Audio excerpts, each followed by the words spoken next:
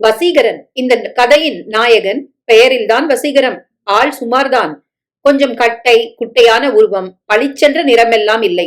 கொஞ்சம் கருப்பில் சேர்த்திதான். ஓஹோவென்ற பர்சனாலிட்டி இல்லை. என்ஜினியரிங் முடித்து உடனே வேலை கிடைக்கவில்லை. 1 வருடம் அலைபாய வைத்துவிட்டு பிறகு ஒரு நல்ல கம்பெனியில் கிடைத்து விட்டது. புத்திசாலி, நல்ல குணம், அறிவு எல்லாம் நிறைய உண்டு. காரோட்ட தெரியும், நல்ல குரல் வளம், அழகாக பாடத் தெரியும். மற்றவர்களிடம் இனிமையாக பழகி சுலபத்தில் அவர்களை வசீகரிக்கவும் தெரியும். மதுசூதனன் என்ற மது இந்த கதையில் வில்லன், வசியின் அக்கா புருஷன். நல்ல உத்தியோகம், கை நிறைய சம்பளம், சொந்த வீடு எல்லாம் உண்டு. ஆளும் பார்க்க உயரமாக நல்ல நிறத்துடன் இருப்பான். தாராள தயாளத்தின் இன்னொரு பெயர் தான் இந்த மது. தன் தாய் தகப்பனை நன்றாக பராமரிக்க தெரிந்தவன். அதாவது அவர்கள் மேல் பக்தி பாசம் என்றெல்லாம் தப்பாக நினைக்க வேண்டாம். அவர்கள் பேரில் ஒரு வீடும் பேங்க் பேலன்ஸ் 50 லட்சம் இருப்பதால் ஒரே மகனான தனக்கு அது சேர வேண்டும் என்ற எண்ணத்தில் அவர்களை தாங்கும் பார்ட்டி. அகிலா வசியின் அக்கா. ஜாதகம் பொருந்தி விட்டது. அவளும் பள்ளிக்கூட டீச்சர் தான். ஆனாலும் திருமணம் பொருந்தியதும் மதுவும் அவன் அம்மாவும் முடிந்தவரை அகிலாவின் அப்பாவிடம் கறந்தார்கள். அவர் மத்திய அரசாங்க உத்தியோகம். ஒரே மகள் என்பதால் கடனை உடனே வாங்கி நிறைய செய்தார்கள். தவிர 1 வருட காலத்துக்கு பண்டிகை, சீர்செனத்தி, பிறந்த நாள் என சகலத்துக்கும் மாப்பிள்ளை மரியாதை. மதுவின் அம்மா துரும்பை கூட கிள்ளி போட மாட்டாள். அகிலா வீட்டு வேலைகள் சகலமும் செய்துவிட்டு பள்ளிக்கூடத்துக்கும் போக வேண்டும். கல்யாணமாகி 6 மாதமாக குழந்தை இல்லாததால் அகிலாவை கழுவி ஊற்றினார்கள். அடுத்த 1 வருடத்தில் பிறந்து விட்டது. மது மாதத்தில் பாதி நாள் ஏதாவது ஒரு சாக்கை சொல்லி மனைவி அகிலாவை பிறந்த வீட்டுக்கு அனுப்பிவிடுவான். அவனும் வந்து நன்றாக சாப்பிடுவான். சல்லி காசு செலவழிக்க மாட்டான். எங்க அம்மாவால முடியாது என மனைவி குழந்தையை இவர்கள் தலையில் கட்டி விடுவான். அகிலாவுக்கு தர்ம சங்கடம். கோவிலுக்கும் போக வேண்டும். புகுந்த வீட்டில் குழந்தையை பார்த்து கொள்ள மாட்டார்கள். அப்பா அம்மா மகளை விட முடியாது. அவளது சங்கடம் தெரிந்து இவர்கள் பார்க்க வேண்டிய கட்டாயம். ஆனால் ஊரில் அகிலா பெயர் கெட்டுவிட்டது. எந்த நேரமும் பிறந்த வீட்டுலதான் என வருவோர் போவோர் விமர்சிக்க அவளால் விளக்கம் சொல்ல முடியவில்லை. காரணம் மது. எந்த ஒரு பெண்ணுக்கும் இங்கே புகுந்த வீட்டாரை குறை காணவே முடியாது. கணவன் சரியாக இருந்தால் எந்த ஒரு பெண்ணும் தலை நிமிர்ந்து நிற்கலாம். புருஷன் பொறுப்புகளை உதறிவிட்டு சுயநலத்தின் உச்சத்தில் நின்றால் இங்கே பெண்ணுக்கு நேர்வது அவமானம்தான். அதுதான் அகிலாவுக்கும் நேர்ந்தது. இந்த லட்சணத்தில் தன் பொறுப்புகளை உதறும் மதுவுக்கு மாப்பிள்ளை பந்தா மட்டும் போதாது. மாமனார் மாமியாரிடம் தர்பார் கொடிகட்டி பறக்கும். இதில் அதிகம் மாட்டிக்கொண்டவன் அகிலாவின் தம்பி வசீகரன். அவனை நாய் மாதிரி அடிமை மாதிரி நடத்துவான் மது. அகிலாவுக்கு கல்யாணமான புதிதில் வசீகரனுக்கு வேலை கிடைக்கவில்லை. உனக்கு புத்தி பத்தாது வசி, அதனால்தான் வேலை கிடைச்சா அதிக சம்பளத்தை எதிர்பார்க்காத. கிடைச்சத பிடிச்சுக்க. எத்தனை காலத்துக்கு அப்பா முதுகுல சவாரி பண்ணுவ? வசீகரன் அக்கா புருஷனாச்சே என்று பொறுத்து கொண்டான். அவனை பெற்றவர்களுக்கு இது பிடிக்கவில்லை. மாப்பிள்ளை எதிர்க்க முடியாது என்று மௌனமாக இருந்தார்கள். மது வசிய சீண்டுவது தொடர, அகிலா இது சரியில்லை, நீ சொல்லி வை. வசிய எதுக்கு அவர் இந்த மாதிரி பேசுறாரு? எங்களுக்கு பிடிக்கல. இல்லம்மா, உரிமையில பேசுறாரு. நீ எதுக்கடி உன் புருஷனை ஆதரிக்கிற? எங்க பிள்ளைய பேசும்போது எங்களால தாங்கிக்க முடியல. விடுமா, அவர் கோவக்காரரு. இவன் மேல உள்ள உரிமையில பேசுறாரு, பெருசா எடுத்துக்காத. அவளுக்கே புருஷனின் போக்கு பிடிக்கவில்லை. ஆனாலும் பிரச்சனைக்கு பயந்து விவகாரத்தை அமுக்கினாள். வசீகரனுக்கு வேலை கிடைத்த நேரம்தான். அகிலாவுக்கு பெண் குழந்தை பிறந்தது. என் மக பிறந்த ராசி, உனக்கு வேலை வந்திருக்கு, தக்க வச்சுக்கோ. இது சுமார் கம்பெனி தான், பெருசா முன்னேற முடியாது. அடுத்த ஓரிரு ஆண்டுகளில் வசீகரன் பதவி உயர்வு பெற்று நல்ல இடத்துக்கு வந்து விட்டான். அதை பொறுத்து கொள்ள முடியாமல் எந்த அளவுக்கு வசியை அவமானப்படுத்த முடியுமோ அதை செய்தான் மது. கோபமே வராத வசிக்கு படிப்படியாக பொறுமை கரையத் தொடங்கிவிட்டது. குழந்தை பிறந்து புண்ணியாஜனம் இந்த நிலையில் வசிக்கு கொண்டு போய் புகுந்த வீட்டில் விடும் வைபவம். அதன் முதல் பிறந்த நாள் என்று சக்திக்கு மீறி செய்தார்கள் அகிலாவின் பெற்றோர். அத்தனைக்கும் மதுவின் அம்மா குறை. இத்தனை பராமரிப்பு முழுக்க இவர்கள்தான். குழந்தைக்கும் 2 வயதாகிவிட்டது. இந்த நிலையில் வசிக்கு வரன் பார்க்க தொடங்கிவிட்டார்கள். உன் தம்பிக்கு கல்யாணம் ஆகிலா? இந்த கால பெண்கள் வசீகரமா ஹீரோ மாதிரி பசங்களை எதிர்பார்க்கறாங்க. உன் தம்பி பேர்ல மட்டும்தான் வசீகரன். இவனுக்கு கல்யாணம் நடக்கும்னு எனக்கு தோணல. ஏன் மாப்பிள்ள அப்படி பேசுறீங்க? அவனுக்கு என்ன குறைச்சல்? அத்தை, உங்க பிள்ளைய நீங்க தான் மெச்சிக்கணும். வேலைக்கு போற பொண்ணு வேணும்னு கேக்குறீங்க, கிடைக்குமா? ஏன் மாப்பிள்ள, வசிக்கும் மாசம் 50,000 சம்பளம் வருது. கம்பெனில நல்ல பேரு. ஆமா, அந்த கம்பெனி மேல 30 கேஸ் இருக்கு. எப்ப வேணும்னாலும் இழுத்து மூடலாம். கல்யாணம் நடந்துட்டு இவனுக்கு வேலை போனா பொண்ணை கொடுத்தவன் நிக்க வச்சு கிழிப்பான். ஏன் மாப்பிள்ள இத்தனை மோசமா பேசுறீங்க? அவன் உங்களை என்ன செஞ்சான்? ஏன் அத்தை கோவப்படுறீங்க? யதார்த்தம் எதுவோ அதை நான் சொன்னேன். அகிலா, நான் புறப்படுறேன். என்னங்க நீங்க சாப்பிடல? அக்கா, உள்ள நுழைஞ்சதும் பசி பசின்னு மாமா கூச்சல் போட்டு 9 தோசை சாப்பிட்டாச்சே, இனிமே எப்படி சோறு இறங்கும்? வசீகரன் கேட்க மது ஆவேசமாக நிமிர்ந்தான். என்னடா வாய் நீளுது? என்ன அவமானப்படுத்துறியா? ஐயோ இல்ல மாமா, இது சகஜம். அகிலா, இனிமே நான் இந்த வீட்டு பக்கம் எட்டி கூட பார்க்க மாட்டேன். வேகமாக வெளியேற அகிலா அலறிக்கொண்டு வாசல் வரை ஓட கலேபரமாகி விட்டது. அகிலா அழுதபடி திரும்பி வந்தாள். ஏண்டா இப்படி பேசி அவரை அவமானப்படுத்தின? ஏண்டி, அவர் என்ன வேணாலும் பேசலாம், இவனுக்கு என்ன எருமத்தோலா? எத்தனை நாளைக்கு பொறுப்பான்? அவனும் ஆம்பளை தாண்டி. அவரு என் முகத்துல முழிக்கலன்னா என் கதி என்ன? யாரு அவரா? காலையில வந்து நிப்பாரு போக்கா. அகிலா வேகமாக உள்ளே போய் பேக் செய்தாள். எங்கடி போற? என் வீட்டுக்கு. அக்கா, முதல்ல அதை செய். இத நீ எப்பவோ செஞ்சிருக்கணும். என்ன கேவலப்படுத்துறியா வசி? இல்லக்கா, தானே நியாயம். அகிலா உட்கார்ந்து அழத் தொடங்கினாள். நான் இந்த பூமியில ஜனிச்சதே மகா பாவம். எனக்கு யார் ஆதரவும் இல்ல. இந்த குழந்தை பிறக்காம இருந்திருந்தா நான் செத்திருப்பேன். அதுக்கு இப்ப வழி இல்ல. அவள் அழ பெற்றவர்களுக்கு வலித்தது. அழாதம்மா. எப்படிப்பா? எனக்கு புகுந்த வீட்டு ஆதரவு எப்பவுமே இல்ல. நீங்களும் என்னை விட்டா நான் அநாத இல்லத்துக்கு தான் போகணும் என் குழந்தையோட. என்னக்கா பேசுற? மாசம் பிடித்தம் போக கையில 30,000 சம்பளம் வாங்குற. இப்படி நீ பேசினா யார் நம்புவாங்க? என்ன விரட்ட நீ முடிவே பண்ணிட்டியாடா? பாருமா, நீ சும்மா இரு வசி. நாங்க உன்னை விட்டுடுவோமா அகிலா? அம்மா, நான் இவ்வளவு பட்டும் இங்க இருந்தா உலகம் என்ன வாழா வெட்டின்னு சொல்லும். இப்பவே பல பேர் பேச தொடங்கியாச்சுக்கா. இவன் இன்னைக்கு ஏம்மா இப்படி பேசுறான்? அக்கா, நானும் மனுஷன்தான். ஒரு புழுவை கூட ரொம்ப குத்துனா அது சீரும். நானும் உணர்ச்சி உள்ள மனுஷன்தான். என் தம்பிய நீங்க ரொம்ப அவமானப்படுத்துறீங்கன்னு ஒரு நாளாவது எனக்காக மாமாட்ட நீ பேசிருப்பியா? அம்மா குறுக்கிட்டாள். அப்படி அவ பேசினா இவளால அவரோட வாழ முடியுமா? மாப்பிள்ளை ஏற்கனவே கோவக்காரரு. பொறுத்து பாரா. நீ என்னம்மா பேசுற? இது நம்ம வீடு. இங்கேயும் அவர்தான் பேசுவாரா? என் சொந்த வீட்டுல பேசுற சுதந்திரம் கூட எனக்கு இல்லையா? இந்த நடுத்தர வர்க்கத்துல மாப்பிள்ள மரியாதை எல்ல மீறி போய் பல பெத்தவங்க கொல்லி போட கூட பிள்ளை இல்லாத நிலைக்கு தள்ளப்படுறாங்க. வசி, நீ அளவுக்கு மீறி பேசுற. இல்லம்மா, இனிமேலும் நான் பேசலன்னா அது சரியில்லை. பெத்தவங்க தான் பிள்ளை பக்கம் நின்னா திமிர் பிடிச்ச மாப்பிள்ளைங்க கண்டிப்பா அடங்குவாங்க. அதை யாரும் இங்க செய்யாதீங்க. பொண்ணா பிறந்தவங்க யோசிக்கட்டும். பெத்தவங்க செத்துட்டா அண்ணன் தம்பிய திரும்பி பார்க்க மாட்டாங்க. வெறுப்புல ஒதுங்குவாங்க. அம்மா, நான் இங்க இருக்கிறது இவனுக்கு பிடிக்காது. இப்பவும் நான் படுற அவமானங்கள் உனக்கு தெரியல. உன் புருஷன் தனியா இருக்கட்டும். என்ன அந்த ஆள் மட்டம் தட்டினா நான் இனி பொறுத்துக்க மாட்டேன். இங்க அவர்தான் வசத்தின்னா நான் வெளியில போயிடுறேன். அப்பா அம்மா நிலை குலைந்தார்கள். பொறுமையாக இருந்த வசி பொங்கி விட்டான். இதை யாரும் அங்கே எதிர்பார்க்கவில்லை. சில குடும்பங்களில் பிள்ளைகள் காலம் முழுக்க அடிமையாக இருக்க வேண்டும் என்று பெற்றவர்கள் விரும்புகிறார்கள். வசி யோசிக்காமல் வெளியேற, இவனும் பேசலன்னா நியாயம் இல்லையே. கோவப்படாத அகிலா. நீ கொஞ்சம் மாப்பிள்ளைட்ட பேசு. எல்லாத்துக்கும் நீ தலையாட்டினா நாங்களும் சேர்ந்து கஷ்டப்படுறோம். நாங்க வசிய இழக்க தயாரா இல்ல.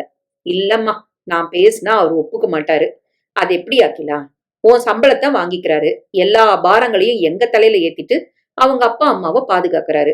பெத்த கடனுக்கு நாங்க பொறுத்துப்போம். வசி பொறுத்துப்பானா? போன் அடித்தது. அகிலா பார்த்தாள். அவர்தான். பதட்டமா இருந்தா. சொல்லுங்க. இந்த பாரு, நான் பயங்கர அப்செட். நான் இனிமே அங்க வரணும்னா உன் தம்பி இங்க நம்ம வீட்டுக்கு வரணும். என் கால்ல விழுந்து மன்னிப்பு கேட்கணும். அதுக்கும் இதுக்கும் என்னங்க சம்பந்தம்? நீ என்னடி பேசுற? என்ன அசிங்கப்படுத்தினவன் உன் தம்பி. அவன் மன்னிப்பு கேட்கலன்னா நான் அங்க வரமாட்டேன். நீயும் இங்க வர முடியாது. வைத்து விட்டான். என்னடி சொல்றாரு மாப்ள? அகிலா அழுது கொண்டே விவரம் சொல்ல, இது தப்பு அகிலா. அவர் பேசினதுல 1000ல் 1 பங்கு கூட இவன் பேசல. இவனை அவர் வீட்டுக்கு போ சொல்லி கால்ல விழுந்து மன்னிப்பா? கண்டிப்பா வசி கேட்க மாட்டான். நாங்க சொல்ல முடியாது. நீ பேசிப்பாரு. என் வாழ்க்கையே போச்சு. அழுகை திரும்பவும். அப்பா அம்மா நொந்து போனார்கள். அகிலா சாப்பிடவும் இல்லை, வேலைக்கும் போகவில்லை. வசி மாலைதான் வீடு திரும்பினான். வீடே மயான அமைதியில் இருக்க, ராத்திரி என்னம்மா? தெரியலடா. காலையில முதலே அகிலா சாப்பிடல. குழந்தைய கூட கவனிக்காம வேலைக்கும் போகாம இருட்டு அறையில முடங்கி கிடக்குறா. அகிலாவுக்கு வந்த நிலைமை யாருக்கும் வரக்கூடாது. ஏன், என்னாச்சு? அம்மா சகலமும் சொல்லி முடித்தாள். வசீகரனின் முகம் சிவந்து விட்டது. நீ மன்னிப்பு கேட்கணும்னு நானும் அப்பாவும் சொல்லல. எங்களுக்கும் அதுல உடன்பாடு இல்ல. ஆனா அவரு வீம்பு பிடிச்ச மனுஷன். இந்த பக்கம் எட்டி பார்க்க மாட்டாரு. இவளும் குழந்தையும் இங்கேயே இருக்க முடியுமாடா? இப்ப மட்டும் என்னம்மா நடக்குது? அவரும் வந்து மாசத்துல 20 நாள் ஓசிச்சோறு தின்னுவாரு. இனிமே வரமாட்டாரு. ஏன்டா இப்படி பேசுற? அவ உன் அக்காடா. காலம் முழுக்க கண்ணீர் வடிச்சா உன்னால தாங்கிக்க முடியுமா? உள்ளிருந்தபடி சகலமும் அகிலா கேட்டாள். அதுக்காக அவங்க வீட்டுக்கு போய் அவர் கால்ல என்ன விழ சொல்றியா? அப்படி நாங்க சொல்லலையே. அதை தவிர பாக்கி எல்லாம் சொல்றேன். உன் உள் மனசுல நான் அவர் காலில் விழணும்னு இருக்கு. சொல்ல பயப்படுற. அப்பா வந்தார். கோமதி, அவன் அசிங்கப்பட வேண்டாம். நீயும் நானும் போய் மாப்பிள்ள கிட்ட மன்னிப்பு கேட்டுடலாம். எதுக்குப்பா? ஏண்டா? நீயும் கேட்க மாட்ட, எங்களையும் கேட்க விட மாட்டேன்னா என்னடா அர்த்தம்? அப்பா மன்னிப்பு கேட்டா நான் தப்பு செஞ்ச மாதிரி அர்த்தம் வரும். இந்த பாருடா, அர்த்தம் எங்களுக்கு முக்கியம் இல்ல, எங்க பொண்ணோட வாழ்க்கை முக்கியம். உன்னை நாங்க கட்டாயப்படுத்தல. அவர்கிட்ட நாங்க மன்னிப்பு கேட்ட காரணமா அகிலாவை அவர் நல்லபடியா வச்சுப்பாருன்னா நாங்க அதுக்கும் தயார். சரிப்பா, நாம யாரும் எந்த தப்பும் செய்யல. வயசுல மூத்தவங்க நீங்க எதுக்கு இறங்கி போகணும்? எங்க பொண்ணுக்காக. நீங்க என் அப்பா அம்மா, நீங்க மத்தவங்க முன்னால தலகுனிகிறது எனக்கு பிடிக்கல. அப்ப நீ மன்னிப்பு கேளு. ஏன்பா, இப்பவே அவர் என்ன கேவலப்படுத்தாத நாள் இல்ல. நான் மன்னிப்பு கேட்டுட்டு அவரோட ஆட்டம் அதிகப்படாதா? விதண்டாவாதம் பேசாத வசி. நீங்க அவர்கிட்ட மன்னிப்பு கேட்கறதுல அக்காவுக்கு உடன்பாடான்னு கேளுங்க. அகிலா வெளியே வந்தாள்.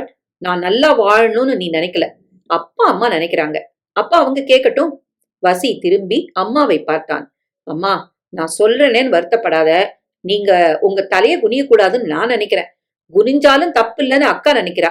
எது நிஜமான பாசம்னு நீங்களே முடிவுக்கு வரலாம். நான் உங்களை தடுக்கல. நான் மன்னிப்பு கேட்க முடியாது. அப்பா அம்மா அதிர்ந்தார்கள். இந்த வீட்டுக்கு அவர் வரட்டும். என்னைக்குமே அவரை நான் சீண்டதில்லை. இனி என்ன அவர் சீண்டுனா நான் சும்மா இருக்க மாட்டேன், பேசுவேன். அது அவமானம்னு அவர் கருதுனா எனக்கு கவலை இல்லை. உள்ளே போய்விட்டான். மறுபடியும் மதுவின் போன். குழந்தைக்கு தடுப்பூசி போடணும், எப்ப வர? நீங்க வந்து தானே கூட்டு போறது வழக்கம். நான் சொன்னது நடக்காம நான் இனிமே அங்க வரமாட்டேன். போனை குடுமா. அப்பா வாங்கி கொண்டார். மாப்பிள, தடுப்பூசிக்கு அவளை நாங்க கூட்டிட்டு வரோம், நீங்க வாங்க, நேர்ல பேசலாம். சரி, புறப்படுமா, நாங்க பேசிக்கிறோம். அரை மணியில் ஆஸ்பத்திரிக்கு அகிலாவுடன் அவர்கள் வந்துவிட மது வந்தான். மாப்பிள, குழந்தைக்கு ஊசி போட்டப்புறம் ஹோட்டலுக்கு போலாம், கொஞ்சம் பேசணும். தலையாட்டினான். முடித்துவிட்டு ஹோட்டலுக்கு வந்தார்கள். மாப்பிள, என்ன சாப்பிடுறீங்க? நான் காலையில சாப்பிடல, பசி உயிர் போகுது. விதவிதமாக ஆர்டர் செய்து யாரோ பறித்துக் கொள்வார்களோ என்ற வேகத்தில் சிறு பிள்ளைத்தனமாக ஆவேசமாக சாப்பிட்டான். எப்பா முடியல, அப்படி ஒரு பசி. பெருமூச்சு விட்டான். சொல்லுங்க மாமா. மாப்பிள, எதையும் மனசுல வச்சுக்காம நீங்க வீட்டுக்கு வந்துட்டு போயிட்டு இருங்க. அதானே நல்லது. அது உங்க வீடு. அங்க உங்களுக்கு எல்லா உரிமையும் உண்டு, புரியுதா? உங்க மனசு புண்பட்டு இருந்தா நானும் கோமதியும் உங்ககிட்ட மன்னிப்பு கேட்டுக்கிறோம் மாப்பிள. அவன் எங்க வீட்டுக்கு வந்து கேட்க மாட்டானா? அவளை பெத்தவங்க நாங்க. நாங்க மன்னிப்பு கேட்டா போதாத மாப்பிள? ஆமாங்க. நீ சும்மா இராக்கலாம். அதாவது கூழுக்கும் ஆசை, மீசைக்கும் ஆசையா? மகனை விட்டு தர மாட்டீங்க, அதே சமயம் மாப்பிளையும் வேணும். மாப்பிள குடும்பம்னா கோபதாபங்கள் இருக்கு மாப்பிள. குடும்பம்னா கோபதாபங்கள் இருக்கத்தான் செய்யும். அவன் உங்க தம்பி மாதிரி, பொறுத்துக்குங்க மாப்பிள. பாக்கலாம், நான் யோசிக்கணும். ஒரு ஃபலூடா சொல்லுங்க, வெயில் தாங்கல. ஃபலூடா வந்தது.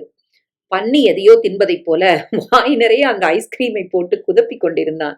4 பேருக்கு 1700 ரூபாய் பில்லு வந்தது. மது தின்றது மட்டும் 1500. பில் வரும் நேரம் வழக்கம் போல வெளியே போய்விட்டான். அகிலாவும் குழந்தையுடன் வெளியே போய்விட்டாள். என்னங்க, நம்ம மக இல்ல, தைரியமா பேசலாம். இந்த மனுஷனுக்கு வெக்கம் மானம் இல்ல.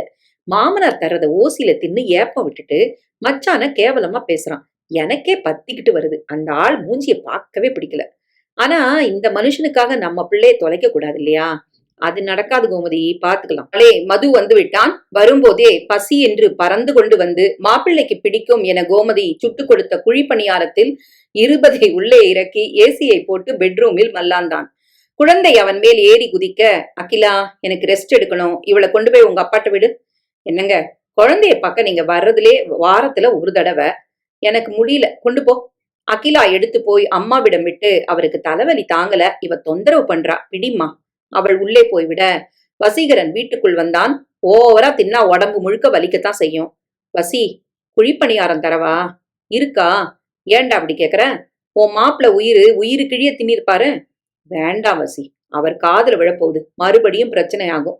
மன்னிப்பு கேட்க நீங்க 2 பேர் இருக்கீங்களே. என்னடா பேசுற? அப்பா குரல் உயர, அப்பா, என்கிட்ட மட்டும்தான் உங்களால கோவப்பட முடியும். மாப்பிள மகனுக்கு சமம், நானும் ஒப்புக்கிறேன். அதை நீங்களும் புரிஞ்சுக்கணும்.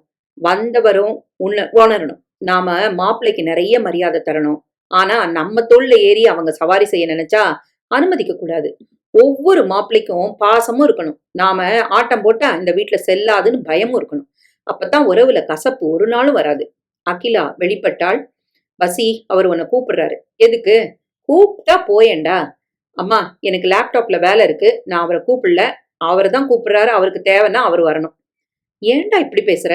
அகிலா கெஞ்ச. சரி வரேன். வசீகரன் உள்ளே வந்தான். எது கூப்பிட்டீங்க? அவசரமா உடனே சொல்லணுமா? நீ பெரிய அப்பா டக்கரா? இந்த பாருங்க, எனக்கு நிறைய வேலை இருக்கு, சீக்கிரம் சொல்லுங்க. என்கிட்ட மோத வந்திருக்கியா? எனக்கு அந்த மாதிரி ஐடியா எதுவும் இல்ல.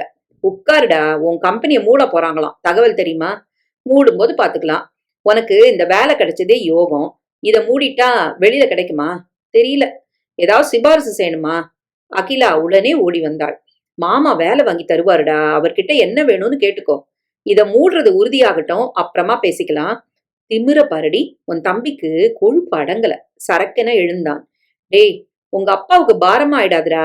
உனக்கு வேலை இல்லைன்னா அவரு தான் சோறு போடணும். உங்களுக்கு நல்ல வேலை இருக்கு, அவர் தானே உங்களுக்கு சோறு போடுறாரு. என்னடா பேசுற? இந்த பாருங்க, கூப்பிட்டு வச்சு குத்துறது நீங்க தான். நான் தப்பா எதுவும் பேசல. என்ன நீ அவமானப்படுத்துறியா? அப்புறமா இந்த பக்கம் எட்டி பார்க்க மாட்டேன். வேணாம். நான் உங்ககிட்ட மன்னிப்பும் கேட்கல, உங்களை இங்க வரவும் சொல்லல. அகிலா வெளியே ஓடினாள். அம்மா, மறுபடியும் மோதல் ஆரம்பமாயிடுச்சு. வசி வசி தாறுமாறா பேசுறான். அவனை இவர் தாண்டி கூப்பிட்டாரு. வம்புக்கு இழுத்தா அவன் சும்மா இருப்பானா? என் பிள்ளை யாரையுமே தப்பா பேச மாட்டான். எத்தனை நாளைக்கு வசி பொறுத்துப்பான் அகிலா? அம்மா எகிர. இரு கோமதி, நீ பேசாத. இத நான் பாத்துக்கிறேன். அப்பா உள்ளே நுழைய, இந்த வீட்ல உங்களுக்கு எல்லா உரிமையும் உண்டு மாப்ளன்னு உங்க அப்பா சொல்லியிருக்கிறாரு. இது அவர் வீடு. சரி, அதுக்காக என்ன தப்பா பேசுற உரிமை உங்களுக்கு இல்ல. இந்த வீடு மாதிரி கல்லு மண்ணு இல்ல நானு. எனக்கு உணர்ச்சிகள் உண்டு. நானும் மனுஷன். அப்பா பாய்ந்து வந்தார். என்னடா வசி? அப்பா, உங்களுக்கு நான் விளக்கம் சொன்னாலும் எடுபடாது. நான் தப்பா பேசல. வம்புக்கு இழுத்தது இவரு. இவர் வீட்டுக்கு போய் நான் ரகலை பண்ணல. நம்ம வீட்டுக்கு வந்து இவர் தான் ஆட்டம் போடுறாரு. இது உங்க அப்பா வீடு. அகிலாவுக்கும் பங்கு உண்டு. இந்த பாருங்க, உங்களுக்குன்னு ஒரு வீடு இருக்கு. பெத்தவங்க உண்டு. பொண்டாட்டி குழந்தைய கூட்டிட்டு போய் அங்க குடுத்தனம் நடத்துங்க. அடுத்தவங்க வீட்டுக்குள்ள பூந்து உரிமை போராட்டம் நடத்தாதீங்க. போதுண்டா வசி. இல்லப்பா, நடக்காதீங்க. சரக்கென வெளியே வந்து விட்டான். என்னடா வசி? அம்மா கேட்க நடந்த சகலமும் சொல்லி வயிறு கிழிய தின்னுட்டு ஏசில தூக்கம். இந்த வீட்டுல வாழ்ற எங்ககிட்டயே உரிமை போராட்டம். 10 காசு இந்த குடும்பத்துக்காக செலவழிக்கிறது இல்ல. நான் சம்பளத்தை முழுசா உங்ககிட்ட தரேன். நானா அவரா? யார் வேணும்னு முடிவெடுங்க. அம்மா பதறிவிட்டாள். டேய் அகிலாடா, போதும்மா. பொண்ணுதான் ஒசத்தின்னா நீயும் அப்பாவும் அதை பகிங்கரமா சொல்லிருங்க. நான் இப்பவே போயிடுறேன்.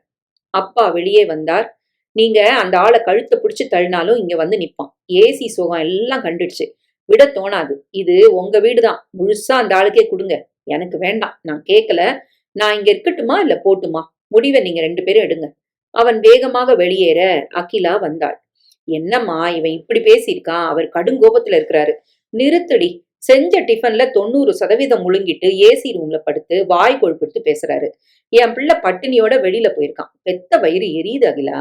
ஐயோ அம்மா, அவர் காதுல விழ போகுது. அப்பா நீங்க பேசுங்களேன். என்னங்க, நீங்க போய் அவர் கால்ல விழுங்க. எனக்கே பிடிக்கல. அப்பாவால் பேச முடியவில்லை. இந்த பாரு அகிலா, உனக்கு புருஷன் வசதி, எங்களுக்கு நீ அழக்கூடாது. அதனால தினமும் குளிச்சுட்டு ஈரத்தோட மாப்பிள கால்ல நாங்க 2 பேரும் விழ தயார். ஆனா வசிக்கிட்ட அவர் வம்பு பண்ணி எங்களை விட்டு எங்க பிள்ளைய பிரிக்க வேண்டாம். முடிஞ்சா நீ சொல்லு, இல்லைன்னா நான் சொல்றேன். அகிலா துடித்து போனாள். நீ பேசாதம்மா, நான் பேசிக்கிறேன். மது வெளியே வந்தான். அகிலா, நான் வெளியில போகணும். அம்மா, அவரை சாப்பிட வர சொல்லு. அகிலா காதில் மிரட்டலாக சொல்ல, மாப்பிள சாப்பிட வந்துருங்க. அத்தை, காரக்குழம்பு பண்ணி சேம்பு வறுத்து வைங்க. கீரை மசியல் வர பண்ணுங்க, வரேன். அகிலா புருஷன் பின்னால் ஓட, என்னங்க இந்த ஆளுக்கா வெக்கமானும்? சோறு போதும். கார குழம்புக்கு சின்ன வெங்காயம் இல்ல. 4 கிலோ சின்ன வெங்காயம், 5 கட்டு கீரை, 6 கிலோ சேம்பு வாங்கிட்டு வாங்க. அவர் ஒருத்தருக்கே இது வேணும். என் பிள்ளை பாவம், சாப்பிட வரானோ இல்லையோ, அவன் வந்தாலும் இங்க சட்டி தான் இருக்கும். அகிலா சகலமும் கேட்டுக்கொண்டே வந்தாள். அம்மா நீயுமா? சாரி அகிலா, அதானே நெஜம். பசிய புண்படுத்தி அனுப்பிட்டு எங்களையும் பேசிட்டு மத்தியான சாப்பாட்டுக்கு மெனு சொல்லிட்டு போறது நல்லாவா இருக்கு? இந்த பாரு அகிலா, இப்பவும் மாப்பிள்ளைய நாங்க யாரும் விரட்ட போறதில்ல. விரட்டினாலும் அவர் போக மாட்டாரு. ஆனா வசியாவது மானத்தோட வாழட்டும். இவர் வேலையும் வாங்கி தந்துட்டா வசிய தினமும் மிதிச்சுக்கிட்டே நடப்பாரு. அவனுக்கு அந்த தலையெழுத்து வேண்டாம். நான் சமைக்க போறேன். என்னங்க, கோணிப்பை எடுத்துக்கிட்டு காய்கறி வாங்க போங்க. அம்மா கடுப்புடன் உள்ளே போக அகிலாவுக்கு அவமானம் பிடுங்கி தின்றது. அப்பா அருகில் வந்தார். அப்பா, தம்பி மட்டும் இல்ல, அம்மாவும் பேச தொடங்கிட்டாங்க. ஆனா எனக்கு போக்கடம் இல்லையே. அம்மா வெளியே வந்தாள். அது ஓன் தப்புடி, நீ கொடுத்த இடம். என்னம்மா பேசுற? நீ கை நிறைய சம்பாதிக்கிற பொண்ணு. புருஷனை எதிர்க்கணும்னு நான் சொல்லல. ஆனா பேசணும், எடுத்து சொல்லணும். தப்பு முழுக்க அங்க. சுயநலம் உங்க 2 பேர் பணத்தை சேமிச்சுக்கிட்டு எங்க முதுகுல சவாரி செய்யறது சரியா? தான் சொந்த கால்ல நிக்கிற என் பிள்ளைய எகத்தாளம் பேச இவருக்கு தகுதி இருக்கா? ஒரு பொண்ணு முழுமையா பிறந்த வீட்டை ஆதரிக்கவும் கூடாது, அதே நேரம் தப்பு செய்யற புருஷனை தாங்கி பிடிச்சுக்கிட்டு பிறந்த வீட்டு உறவுகளை எரிச்சல் மூட்டவும் கூடாது. நீ எங்களுக்கு துரோகம் பண்ற. அம்மா, ஆமாண்டி. பாசமா இருக்கிற என் பிள்ளைய என்கிட்ட இருந்து பிரிக்க முயற்சியில நீ உன் புருஷனுக்கு துணை போற. ஒண்ட வந்த பிடாரி ஊர் பிடாரிய விரட்டின கதை இங்க நடக்குது. அகிலா முகம் சிவக்க, நாங்க அவரை அவமதிக்க முடியாது, காரணம் நீ. அதை நீ புரிஞ்சுக்கிறியா? என் பிள்ளைய அவர் குத்தி குத்தி ரணமாக்குனா நான் பொறுத்துக்க மாட்டேன். இதுக்கெல்லாம் ஒரு முடிவு கட்டிட நேரம் வந்தாச்சு. நீ என்னம்மா சொல்ற? வசிக்கு கல்யாணம் நடத்தணும். அவனுக்கு 28 முடிய போகுது. அவனுக்குன்னு ஒருத்தி வந்துட்டா இந்த மாதிரி தப்புகளை நடக்க விட மாட்டா. ஓ, மருமகள் வந்து கேள்வி கேட்பாளா? அவன் பொண்டாட்டி கேட்பா. நீ உன் புருஷனை தாங்கி பிடிச்சா அவ விடுவாளா? ஒரு அம்மான்னு வரும்போது பல சமயம் மகளை ஆதரிச்சு தப்பு பண்றோம், மக மனச நோக வைக்கிறோம். ஆனா அவனுக்குன்னு ஒருத்தி வந்தா விடமாட்டா, எல்லார் வாயையும் ஒட்ட நறுக்குவா. உனக்கும் சேர்த்து அது நடக்கும். நான் அவனுக்கு அம்மா, எனக்கு இந்த வீட்டுல எல்லா உரிமையும் உண்டு. மத்தவங்க அப்படி பேச முடியாது. ஓ, வரப்போற மருமகளை மாப்பிள்ளைக்கு எதிரா நீயே கிளப்பி விட போறியா? நான் ஏண்டி அப்படி செய்ய போறேன்? ஆனா அவன் கல்யாணம் நடந்தாதான் இதுக்கு தீர்வு. நான் ஜோசியர்கிட்ட சொல்லியாச்சு, வரன் வந்துரும். 1 மாசத்துல என் பிள்ளை கல்யாணம் நடந்தே தீரணும். அம்மா உள்ளே போய்விட்டாள். அப்பா காய்கறி வாங்க போக அகிலா கலங்கி நின்றாள். கடவுளே, இந்த வீட்டுல இனி என்னால என்னெல்லாம் நடக்க போகுதோ தெரியலையே. லேசாக கதவு திறந்து சகலமும் கேட்டான் மது. ஓ, மருமக வரப்போறாளா? விட்டுருவனா? ஜோசியர் ஆலய மண்டபத்தில் இருந்தார். அம்மா கோமதி அவர் எதிரே பவ்யமாக இருக்க, படித்த வேலைக்கு போய் கை நிறைய சம்பாதிக்கிற பொண்ணு வேணும்னு கேட்டிருக்கிறீங்க. ஜாதகமும் பொருந்தணும்னு சொல்லிட்டீங்க. இந்த மாதிரி 2 வரன் கைவசம் இருக்கு பாருங்க. போட்டோ இருக்கா? எல்லாமே இருக்கு. இதான். 2ல் 1 அம்மாவுக்கு பிடிக்கவில்லை, மற்றொன்று பிடித்து விட்டது. பெண் அழகாக இருந்தாள். MBA படித்த பெண், தனியார் வங்கியில் வேலை, மாதம் 40,000 சம்பளம், 26 வயது, அழகாகவும் இருந்தாள். அப்பா உயிருடன் இல்லை, அம்மா உண்டு. கல்லூரி படிக்கும் ஒரு தங்கை மட்டும். ஆண் வாசனையே இல்லாத வீடு. சரி, ஜாதகம் பொருந்துட்ட அப்புறம் பொண்ணு பாக்குற படலம் தானே. முதல்ல எங்க வீட்டுல கலந்து பேசிட்டு அப்புறமா உங்களுக்கு போன் பண்றேன். அன்று மாலை குடும்பம் மொத்தமும் சேர அம்மா பேச சகல பேரும் பார்த்தார்கள். பொண்ணு கலையா இருக்கா. அப்பா சொல்ல, ஏம்மா, ஆம்பளை இல்லாத வீடு சரிப்படுமா? ஏண்டி, அதனால என்ன? இவன் போய் தானே எல்லா பொறுப்புகளையும் எடுத்துக்கணும். அப்படி ஒரு அவசியம் இருக்குமான்னு தெரியல. வசீகரன் பார்த்தான். பிடிச்சிருக்காடா? உருவம் நல்லா இருக்கு, பேசினா தானே கேரக்டர் தெரியும். பொண்ணு பார்க்க போலாமா? சரி, ஏற்பாடு பண்ணு. அம்மா, அவர்கிட்ட சொல்லணும், அவர் அபிப்பிராயமும் வேணும். இந்த பாரு அகிலா, இவனோட சங்கதியில மாப்பிள்ளைய அழைக்காத. ஏம்மா, அவருக்கு அங்க உரிமை இல்லையா? அவரு ஏடா கூடமா பேசுவாரு, பிரச்சனை ஆகும். சொல்றது ஏன் கடமைப்பா. அம்மா, பொண்ணு பாக்குற நேரம் குறி, இந்த வார கடைசியில போலாம். மது வந்து விட்டான். அகிலா ஓடி போய் விவரம் சொல்ல, இந்த பாரு அகிலா, உன் தம்பி சங்கதியில நான் தலையிட்டு அசிங்கப்பட மாட்டேன், தேவையும் இல்ல. நிச்சயமோ கல்யாணமோ கூப்பிட்டா வரேன்.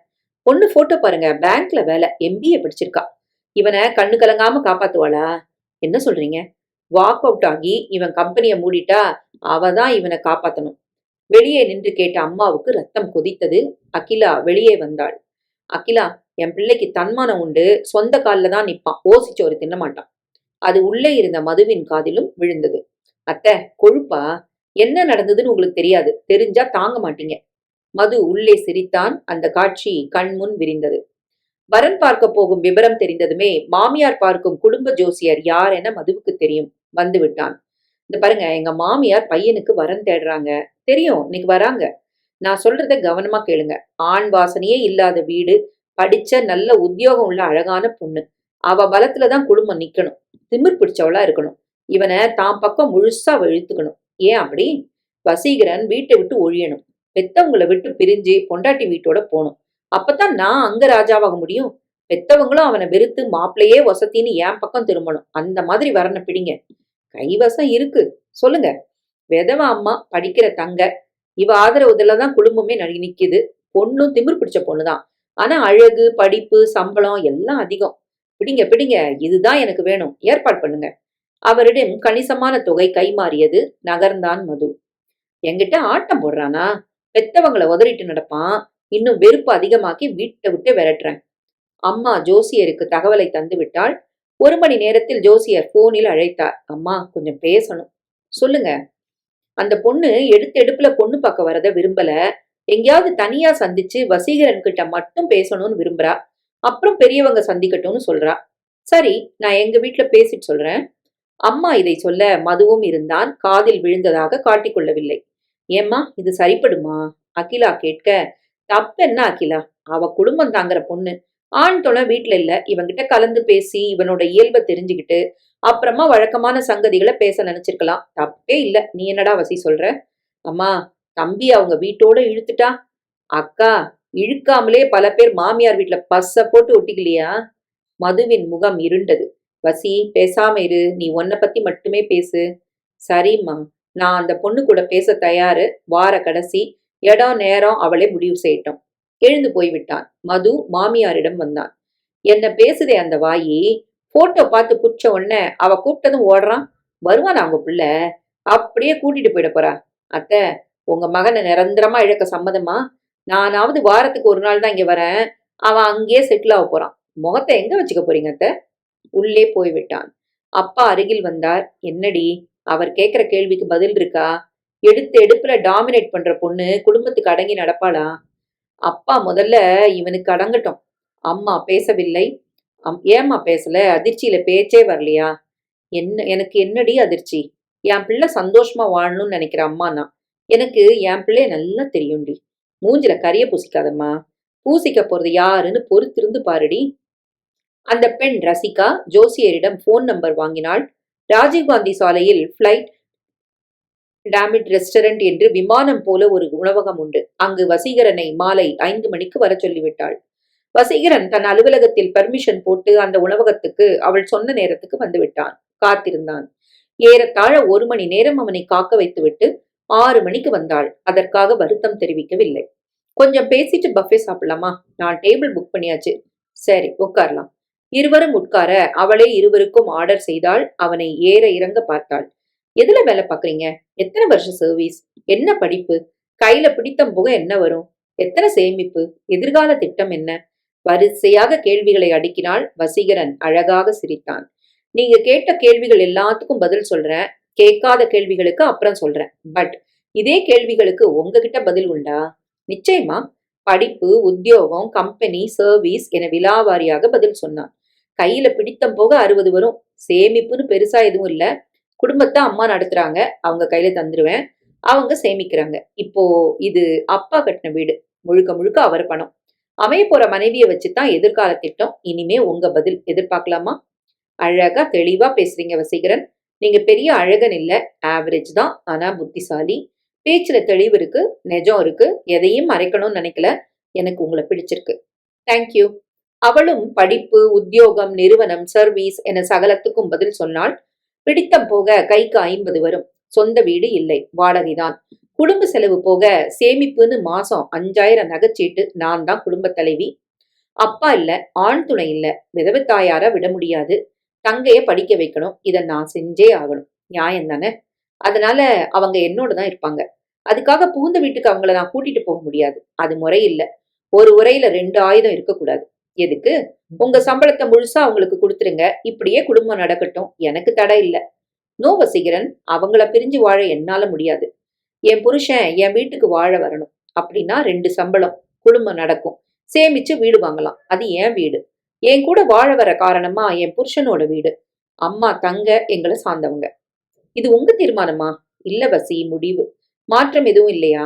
வசி, நான் அழகான பொண்ணு. படிப்பு, உத்தியோகம், ஓரளவுக்கு நல்ல சம்பளம் இருக்கு. நான் எதுக்கு காம்ப்ரமைஸ் ஆகணும்? என்ன வேணும்னு நினைக்கிற ஆணு நிச்சயமா அதுக்கு சம்மதிப்பான். சம்மதிச்சே ஆகணும். வேற ஏதாவது உண்டா? நேரம் 7. பஃபே ஸ்டார்ட் ஆயாச்சு. உணவுகளை சேகரிச்சுக்கிட்டு வந்து சாப்பிட்டுக்கிட்டே பேசலாமா? பசிக்குது. என் சாப்பாடு டைம் இது இல்ல ரசிகா. உங்களுக்கு புக் பண்ணியாச்சு. நீங்க சாப்பிட்டே ஆகணும். பேசி முடிச்சிட்டு சாப்பிடலாமா? இனி பேச என்ன இருக்கு? நான் என் கருத்துக்களை ஆணித்தரமா சொல்லிட்டேனே. இதுல முடிவெடுக்க என்ன இருக்கு? நிறைய இருக்கு ரசிகா. உங்க பாயிண்ட் எல்லாமே ரொம்ப சரி. ஆண் துணை இல்லாத ஒரு வீட்டுல அம்மா தங்கைய அம்போன்னு விட்டுட்டு நீங்க வர முடியாது. வந்தா மனதுக்கு நிம்மதியும் இருக்காது. எக்ஸாக்ட்லி வசி. ஆனா பெத்த தாய் தகப்பனை விட்டுட்டு உங்களுக்கு தாலி கட்டின உடனே உங்க வீட்டுக்கு நானும் வர முடியாது. வசி, உங்க வீடு சொந்த வீடு. உங்க அப்பா அம்மா ஆரோக்கியமா இருக்கிறாங்க. மேலும் உங்க அக்கா மாமா கூடவே இருக்கிறதா கேள்விப்பட்டேன். அப்புறம் நீங்க வர என்ன கஷ்டம்? அது நம்ம குடும்பம், நாம வச்சதுதான் சட்டம். ரசிகா, ஆட்கள் இருந்தா போதும்னு நினைச்சா ஒரு திராணியான செக்யூரிட்டியை உங்க வீட்டுக்கு காவல் வச்சுட்டு நீங்க வரக்கூடாதா? உங்க அம்மா தங்கைய பிரிய உங்களுக்கு எப்படி மனசு வரலையோ அதே மாதிரி என்ன பெத்தவங்களை பிரிஞ்சு வர நானும் விரும்பல. வரப்போற பெண்கள் இதை ஏத்துப்பாங்களா? நானும் இதையே கேட்கலாமா? வரப்போற ஆம்பளை உங்க விருப்பத்துக்கு இணங்குவானா? இணங்குறவர் தான் என் புருஷனாக வர முடியும் வசி. நானும் அதைத்தான் சொல்றேன். எங்க அப்பா அம்மா கூட கூட்டு குடும்பமா வாழ சம்மதிக்கிற பெண் தான் எனக்கு மனைவியாக முடியும். 5க்கு வர சொல்லிட்டு 6க்கு வந்தீங்க. அதுக்கு வருத்தம் கூட தெரிவிக்கல. தாமதமாகுதுன்னு ஒரு போன் பண்ணி சொல்றது நாகரீகம். அதையும் நீங்க செய்யல. இடம் பிடிச்சி உட்கார்ந்ததும் லெமன் ட்ரிங்க் ஆர்டர் பண்ணீங்க. என் டேஸ்ட் கேட்காம நீங்களே முடிவெடுத்தீங்க. எந்த இடத்துல சந்திக்கலான்னு கேர்டசிக்கா கூட என் விருப்பத்தை நீங்க கேட்கல. உங்களுக்கு பசிக்குதுன்னு 7க்கு சாப்பிட முடிவு செஞ்சீங்க. அதுலயும் என் விருப்பம் கேட்கல. இது முதல் சந்திப்பு. இப்பதான் அறிமுகம். இந்த 1 மணி நேரத்துல உங்க சாய்ஸ் தான் எல்லாமே. எதையுமே நீங்க கேட்கல. இப்பவே இப்படின்னா நாளைக்கு கல்யாணம் முடிஞ்சா உங்க கொடிதான் பறக்கும். என் வீட்டுக்கு நீங்க வாழ வரல. உங்க வீட்டுக்கு நான் வரேன். புகுந்த வீட்டுக்கு வர்ற புருஷன். மனைவி பேச்சுக்கு தானே கட்டுப்படணும். ரசிகா, எங்க அக்கா சதா சர்வ காலமும் பிறந்த வீட்டுல வாழறா. எங்க மாமாவுக்கு வெக்கமானம் இல்ல. நான் அந்த மாதிரி இருக்க முடியாது. உங்க வீட்டுக்கு வந்து நானும் நைட்டி போட்டுக்கிட்டு உங்க அம்மா கூட சமையல் கட்டுல இருக்க முடியுமா? சொல்லுங்க ரசிகா. ரொம்ப டேமேஜிங்கா இருக்கு உங்க பேச்சு. என்ன ரசிகா நீங்க? உங்க கருத்துக்கள் ஆக்கப்பூர்வம், என்னது சின்னத்தனமா? மத்தவங்க கருத்துக்களை காதுல வாங்கி மனசுக்குள்ள போடுற பயிற்சி மனுஷ பிறவிக்கு உணர்ச்சி ரசிகா. நதியா ஓடணும், குட்டையா தேங்கி நிக்க கூடாது. அவளால் பேச முடியவில்லை. சொல்லுங்க ரசிகா, பதில் சொல்லுங்க. சாப்பிட்டு போலாம். ஒரு சாப்பாடு எவ்வளவு ரசிகா? 800 ரூபா வசி. நான் சாப்பிடல. எனக்கு இந்த அரை இருட்டுல சாப்பிட பிடிக்கல. எனக்கு உள்ளும் புறமும் எப்பவும் வெளிச்சமா இருக்கணும். நான் குடிச்ச எலுமிச்சம்பழ ரசத்துக்கு விலை 100 ரூபா இருக்குமா? இந்தாங்க, எனக்கு சாப்பாடு வேண்டாம். பணத்தை எடுத்து வைத்தான். வசி, என்னை அவமானப்படுத்துறீங்க. கூப்பிட்டது நீங்க. பொதுவா ஒரு வீட்டுக்கு பெரியவங்களோட சம்பிரதாயமா வந்து பொண்ணு பார்த்துட்டு அப்புறமா நாம வெளியில வந்து பேசினா அது நாகரீகம். எங்க வீட்டு பெரியவங்களை பத்தி நீங்க கேர் பண்ணல. நீங்க கூப்பிட்டு டேபிள் புக் பண்ணா அதுக்கு நான் பொறுப்பு இல்ல. அதுக்காக ஓசிச்சோறு சாப்பிட எனக்கு பிடிக்கல. வீட்டு மாப்பிள்ளையா வாழ்றது மானக்கேடுன்னு நான் நினைக்கிறேன். வரட்டுமா ரசிகா? 4 அடி நடந்தான், திரும்பி வந்தான். உங்களுக்கு ஒரு நல்ல அடிமை கிடைக்க என் வாழ்த்துக்கள். வரேன். வாசலில் இறங்கி அவன் நடக்க ரசிகா ஆடி போய் உட்கார்ந்து விட்டாள். அவளது பேச்சுக்கு மறு பேச்சு யாரும் பேச மாட்டார்கள். இந்த மாதிரி ஒரு புருஷன்தான் வேண்டும் என்று ஜோசியரிடம் சொல்லிவிட்டாள். ஆனால் வசீகரன் போட்ட போட்டில் ஒரே மாதிரி நொறுங்கி போயிருந்தாள். தெளிவான பேச்சு அவளை எந்த இடத்திலும் கடுகளவு கூட அடிமைப்படுத்தவில்லை. ஆனால் சகலத்துக்கும் சரியான பதில். சமீபத்தில் இந்த மாதிரி ஒரு ஆண்மகனை அவள் பார்க்கவில்லை. அழுத்தமான கண்ணியமான அவமானம். அதே நேரம் வசீகரன் வெளியே வந்தான். சுதந்திரமான காற்றை சுவாசிக்க முடிந்தது. பசித்தது.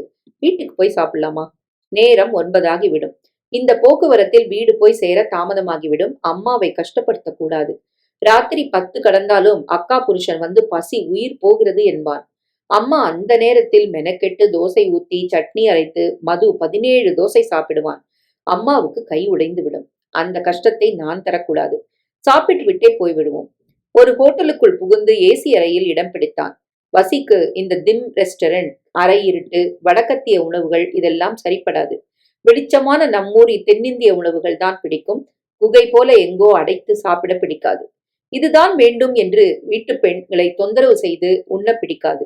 ஏதோ பசிக்கு உண்ண வேண்டும். குறை காண மாட்டான். பிறர் மனதை புண்படுத்த மாட்டான். முடிந்தவரை அம்மாவுக்கு உதவுவான். அம்மாவிடம் ஓரளவு சமையல் செய்ய கற்றுக்கொண்டு விட்டான். இட்லி, பொங்கல், ஒரு சாம்பார், பொரியல் செய்ய தெரியும். துணி துவைப்பான். பாத்திரம் தேய்த்து வீடு பெருக்கி அம்மாவுக்கு எல்லாம் செய்வான். இதெல்லாம் உனக்கு வேண்டாம் வசி. தப்பில்லம்மா. ஆம்பளையும் எல்லா வேலையும் கத்துக்கிட்டு செய்யணும். பொம்பளை வேலைக்கு போய் சம்பாதிக்கலையா? அவங்க மட்டுமே உழைக்கணும்னு சட்டமா? அக்கா இவ்ளோ பாடுபடுறா. மாமா ஒரு துரும்ப கூட கிள்ளி போடுறாரா? மாப்பிள்ள செஞ்சா அவங்க அம்மா கொதிச்சு போயிருவாங்க. தான் பிள்ளைக்கு பழக்கம் இல்லைன்னு புலம்புவாங்க. அந்த பொம்பளை கூறு பொம்பளையா? அதுக்கு என்ன நல்ல மனசே இல்ல. இந்த ஆளை தண்டமா வளர்த்து வச்சிருக்கா. அக்கா கிடைச்ச காரணமா அவர் பொழைச்சாரு. உங்க அக்கா சாகராளே, சம்பாதிக்கிறாள்ல. என்ன புருஷன் நீன்னு நாக்க புடுங்குற மாதிரி அந்த ஆளை நிக்க வச்சு கேட்கணும். இவ எல்லாத்துக்கும் கொடுத்துட்டு போனா பேனா கடைசி வரைக்கும் நிமிர முடியாது. பசி, உனக்கு வரப்போறவ கொடுத்து வச்சவ. பொண்டாட்டி மட்டும்தானா? இல்லடா, உன்னை பிள்ளையா பெத்ததுக்கு நானும் கொடுத்து வச்சிருக்கேன். எனக்கு என் பிள்ளைய பத்தி தெரியும்டா. நீ சொன்னா எதுவுமே தப்பா இருக்காது. அம்மாவின் குரலில் பெருமிதம் பொங்கி வழியும். அவன் வெளிச்சமான ஒரு ஹோட்டலுக்குள் புகுந்து சாப்பிட்டான். பசிக்கு வயிறு நிறைய சாப்பிட பிடிக்காது. பசியை பொறுத்து கொள்வான். வயிற்றை தட்டி பசி குரல் எழும்பும். பிச்சைக்காரத்தனம் அறவே பிடிக்காது. மது வரும்போதே வயிற்றை தட்டி கொண்டுதான் வருவான். எல்லாருமே சாப்பிடத்தான் செய்கிறார்கள், தப்பில்லை. ஆனால் வாழ்வதே வயிற்றுக்காகத்தான் என்ற கொள்கை வசீகரனுக்கு பிடிக்காது. வயிற்றையும் தாண்டி வாழ்க்கையில் நிறைய உண்டு. வாழ்வதற்கு ஒரு அர்த்தம் வேண்டும். வாழ்வில் ஒரு பகுதிதான் உணவு. உணவுக்காக வாழ்வது இந்த பிறப்புக்கே பெருத்த அவமானம். இரவு 9:30க்கு வந்துவிட்டான். மது வீட்டில் உட்கார்ந்து ரொட்டி குருமாவை ஒரு பிடி பிடித்துக் கொண்டிருந்தான். நிறைய சாப்பிட்டாலும் சில பேர் அது தெரியாமல் கண்ணியமாக சாப்பிடுவார்கள். மதுவுக்கு அந்த நாகரீகம் அறவே தெரியாது. உணவை அழகாக 3 விரல்களால் எடுத்து கண்ணியமாக வாய்க்குள் நுழைத்து ஓசைப்படாமல் சாப்பிட வேண்டும். மது சாப்பிடும்போது சவ் சவ் என்று எலி குடையும் ஓசை வரும். 4 பேர் பார்க்க ஆபாசமாக இருக்கும். முகம் சுளிக்கும் விதமாக சாப்பாடு. இதையெல்லாம் பிள்ளைகளுக்கு ஒரு தாய் பழக்க வேண்டும். பால பருவத்தில் கற்பிக்கும் நாகரிகம்தான் சாகும் வரை நீடிக்கும். பசி, சாப்பிட வரியா? இல்லம்மா, ஹோட்டல்ல சாப்பிட்டாச்சு. ஏண்டா? அத்தை, அந்த பொண்ணு வாங்கி தந்திருப்பா. பெரிய தீம் ரெஸ்டாரண்ட், ஒரு பிடி பிடிச்சிருப்பான். இல்ல மாப்பிள்ள, பசி மிதமாத்தான் சாப்பிடு. இல்ல மாப்பிள்ள, பசி மிதமாத்தான் சாப்பிடுவான். அவனுக்கு ஓசி சாப்பாடு பிடிக்காது. நங்குன்னு ஒரு குட்டு. வசி சிரித்தபடி உள்ளே போக மதுவுக்கு முகம் இருண்டது. ஆனாலும் என்ன, சோத்துக்கு முன்னால் மானமாவது வெட்கமாவது. வசீகரன் பர்முடாஸ் அணிந்து முகம் கழுவி கொண்டு வர அப்பாவும் இருக்க, என்னப்பா அவளை பாத்தியா? உங்க பிள்ளை தேதியை குறிச்சிட்டு வந்திருப்பான். பெரிய சம்பளக்காரின்னு அகிலா சொன்னாலே. இவனை விட எல்லா தகுதிகளும் இருக்கு, விடுவானா? உங்க பிள்ளை உங்களுக்கு இப்ப இல்ல அத்த. ஏண்டா வசி பேசாம இருக்க? அகிலா கேட்க, நிறைய பேசணும்க்கா. என்னடா பேசுனன்னு கேட்காத அகிலா, அப்புறமா பொய் சொல்லுவான். இந்த மாதிரி யாரும் குதர்க்கமா பேசக்கூடாதுன்னா நாங்க பேசின எல்லாத்தையும் மௌனமா ரெக்கார்ட் பண்ணிட்டு வந்திருக்கேன். அது அநாகரிகம். கட்டிக்க போற பொண்ணுகிட்ட பேசின பேச்சுகளை பதிவு பண்றது முறையா? அவ என் மனைவி ஆகல, நான் தாலி கட்டல. நாங்க பெட்ரூம்ல பேசினதை பதிவு பண்ணல. எங்க அம்மாவுக்கு எல்லாம் தெரியணும், எல்லாரும் கேட்கலாம். இதுல அந்தரங்கம் இல்ல. போட்டு விட்டான். உள்ளே நுழைந்த முதல் வெளியே வந்தவரை சகல பேச்சும் துல்லியமாக ஒலித்தது. அதில் பல இடங்களில் மதுவை தாக்கியிருந்தான்.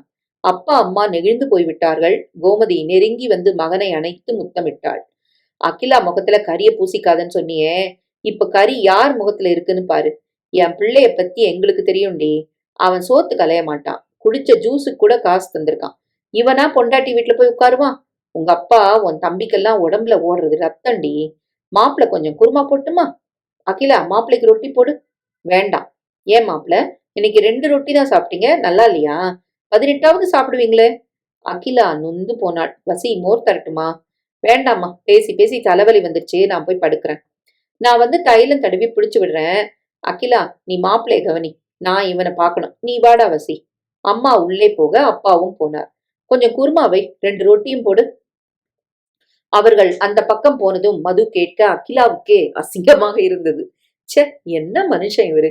அம்மா பேசுற பேச்சுல என் உயிர் போகுது. இவருக்கு வெக்கமானம் இல்லையா? உள்ளே வந்த அம்மா அழுது விட்டாள். கண்ணா, உன்னை பெத்ததுக்கு நாங்க பெருமைப்படணும். நல்ல வரன் பார்க்கலாம். நீ வாழணும். அப்பா அம்மா நாங்க வசதிதான்.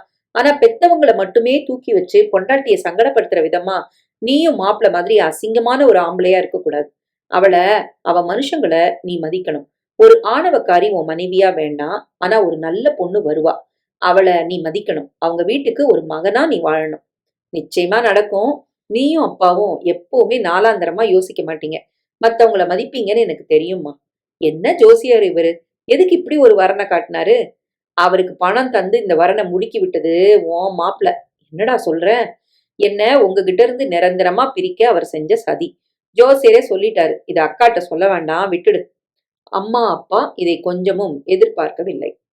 மது காலை முதலே எரிச்சலில் இருந்தான். தான் விரித்த வலையில் வசீகரன் விழவில்லை என்ற கடுப்பு. குழந்தை சண்டித்தனம் செய்யாதை அடித்தான். அகிலா பதறினாள். என்னங்க நீங்க, 2 வயசு குழந்தை எப்படி அடிச்சா சரியா? உங்க வளர்ப்பே சரியில்லை. பிடிவாதம் பிடிக்கிறான் உன் பொண்ணு. பொருட்களை உடைக்கிறான். குழந்தைங்களுக்கு வன்முறை வரக்கூடாது. சரியா வளர்க்கணும், புரியுதா? நானும் வேலைக்கு போறேன். அப்போ உங்க அம்மா பேத்திய சரியா வளர்க்கல. இது காதில் விழுந்ததும் உள்ளே புகுந்தான் வசீகரன். ஹலோ, இது உங்க வீட்டு குழந்தை. வளர வேண்டியது அங்க.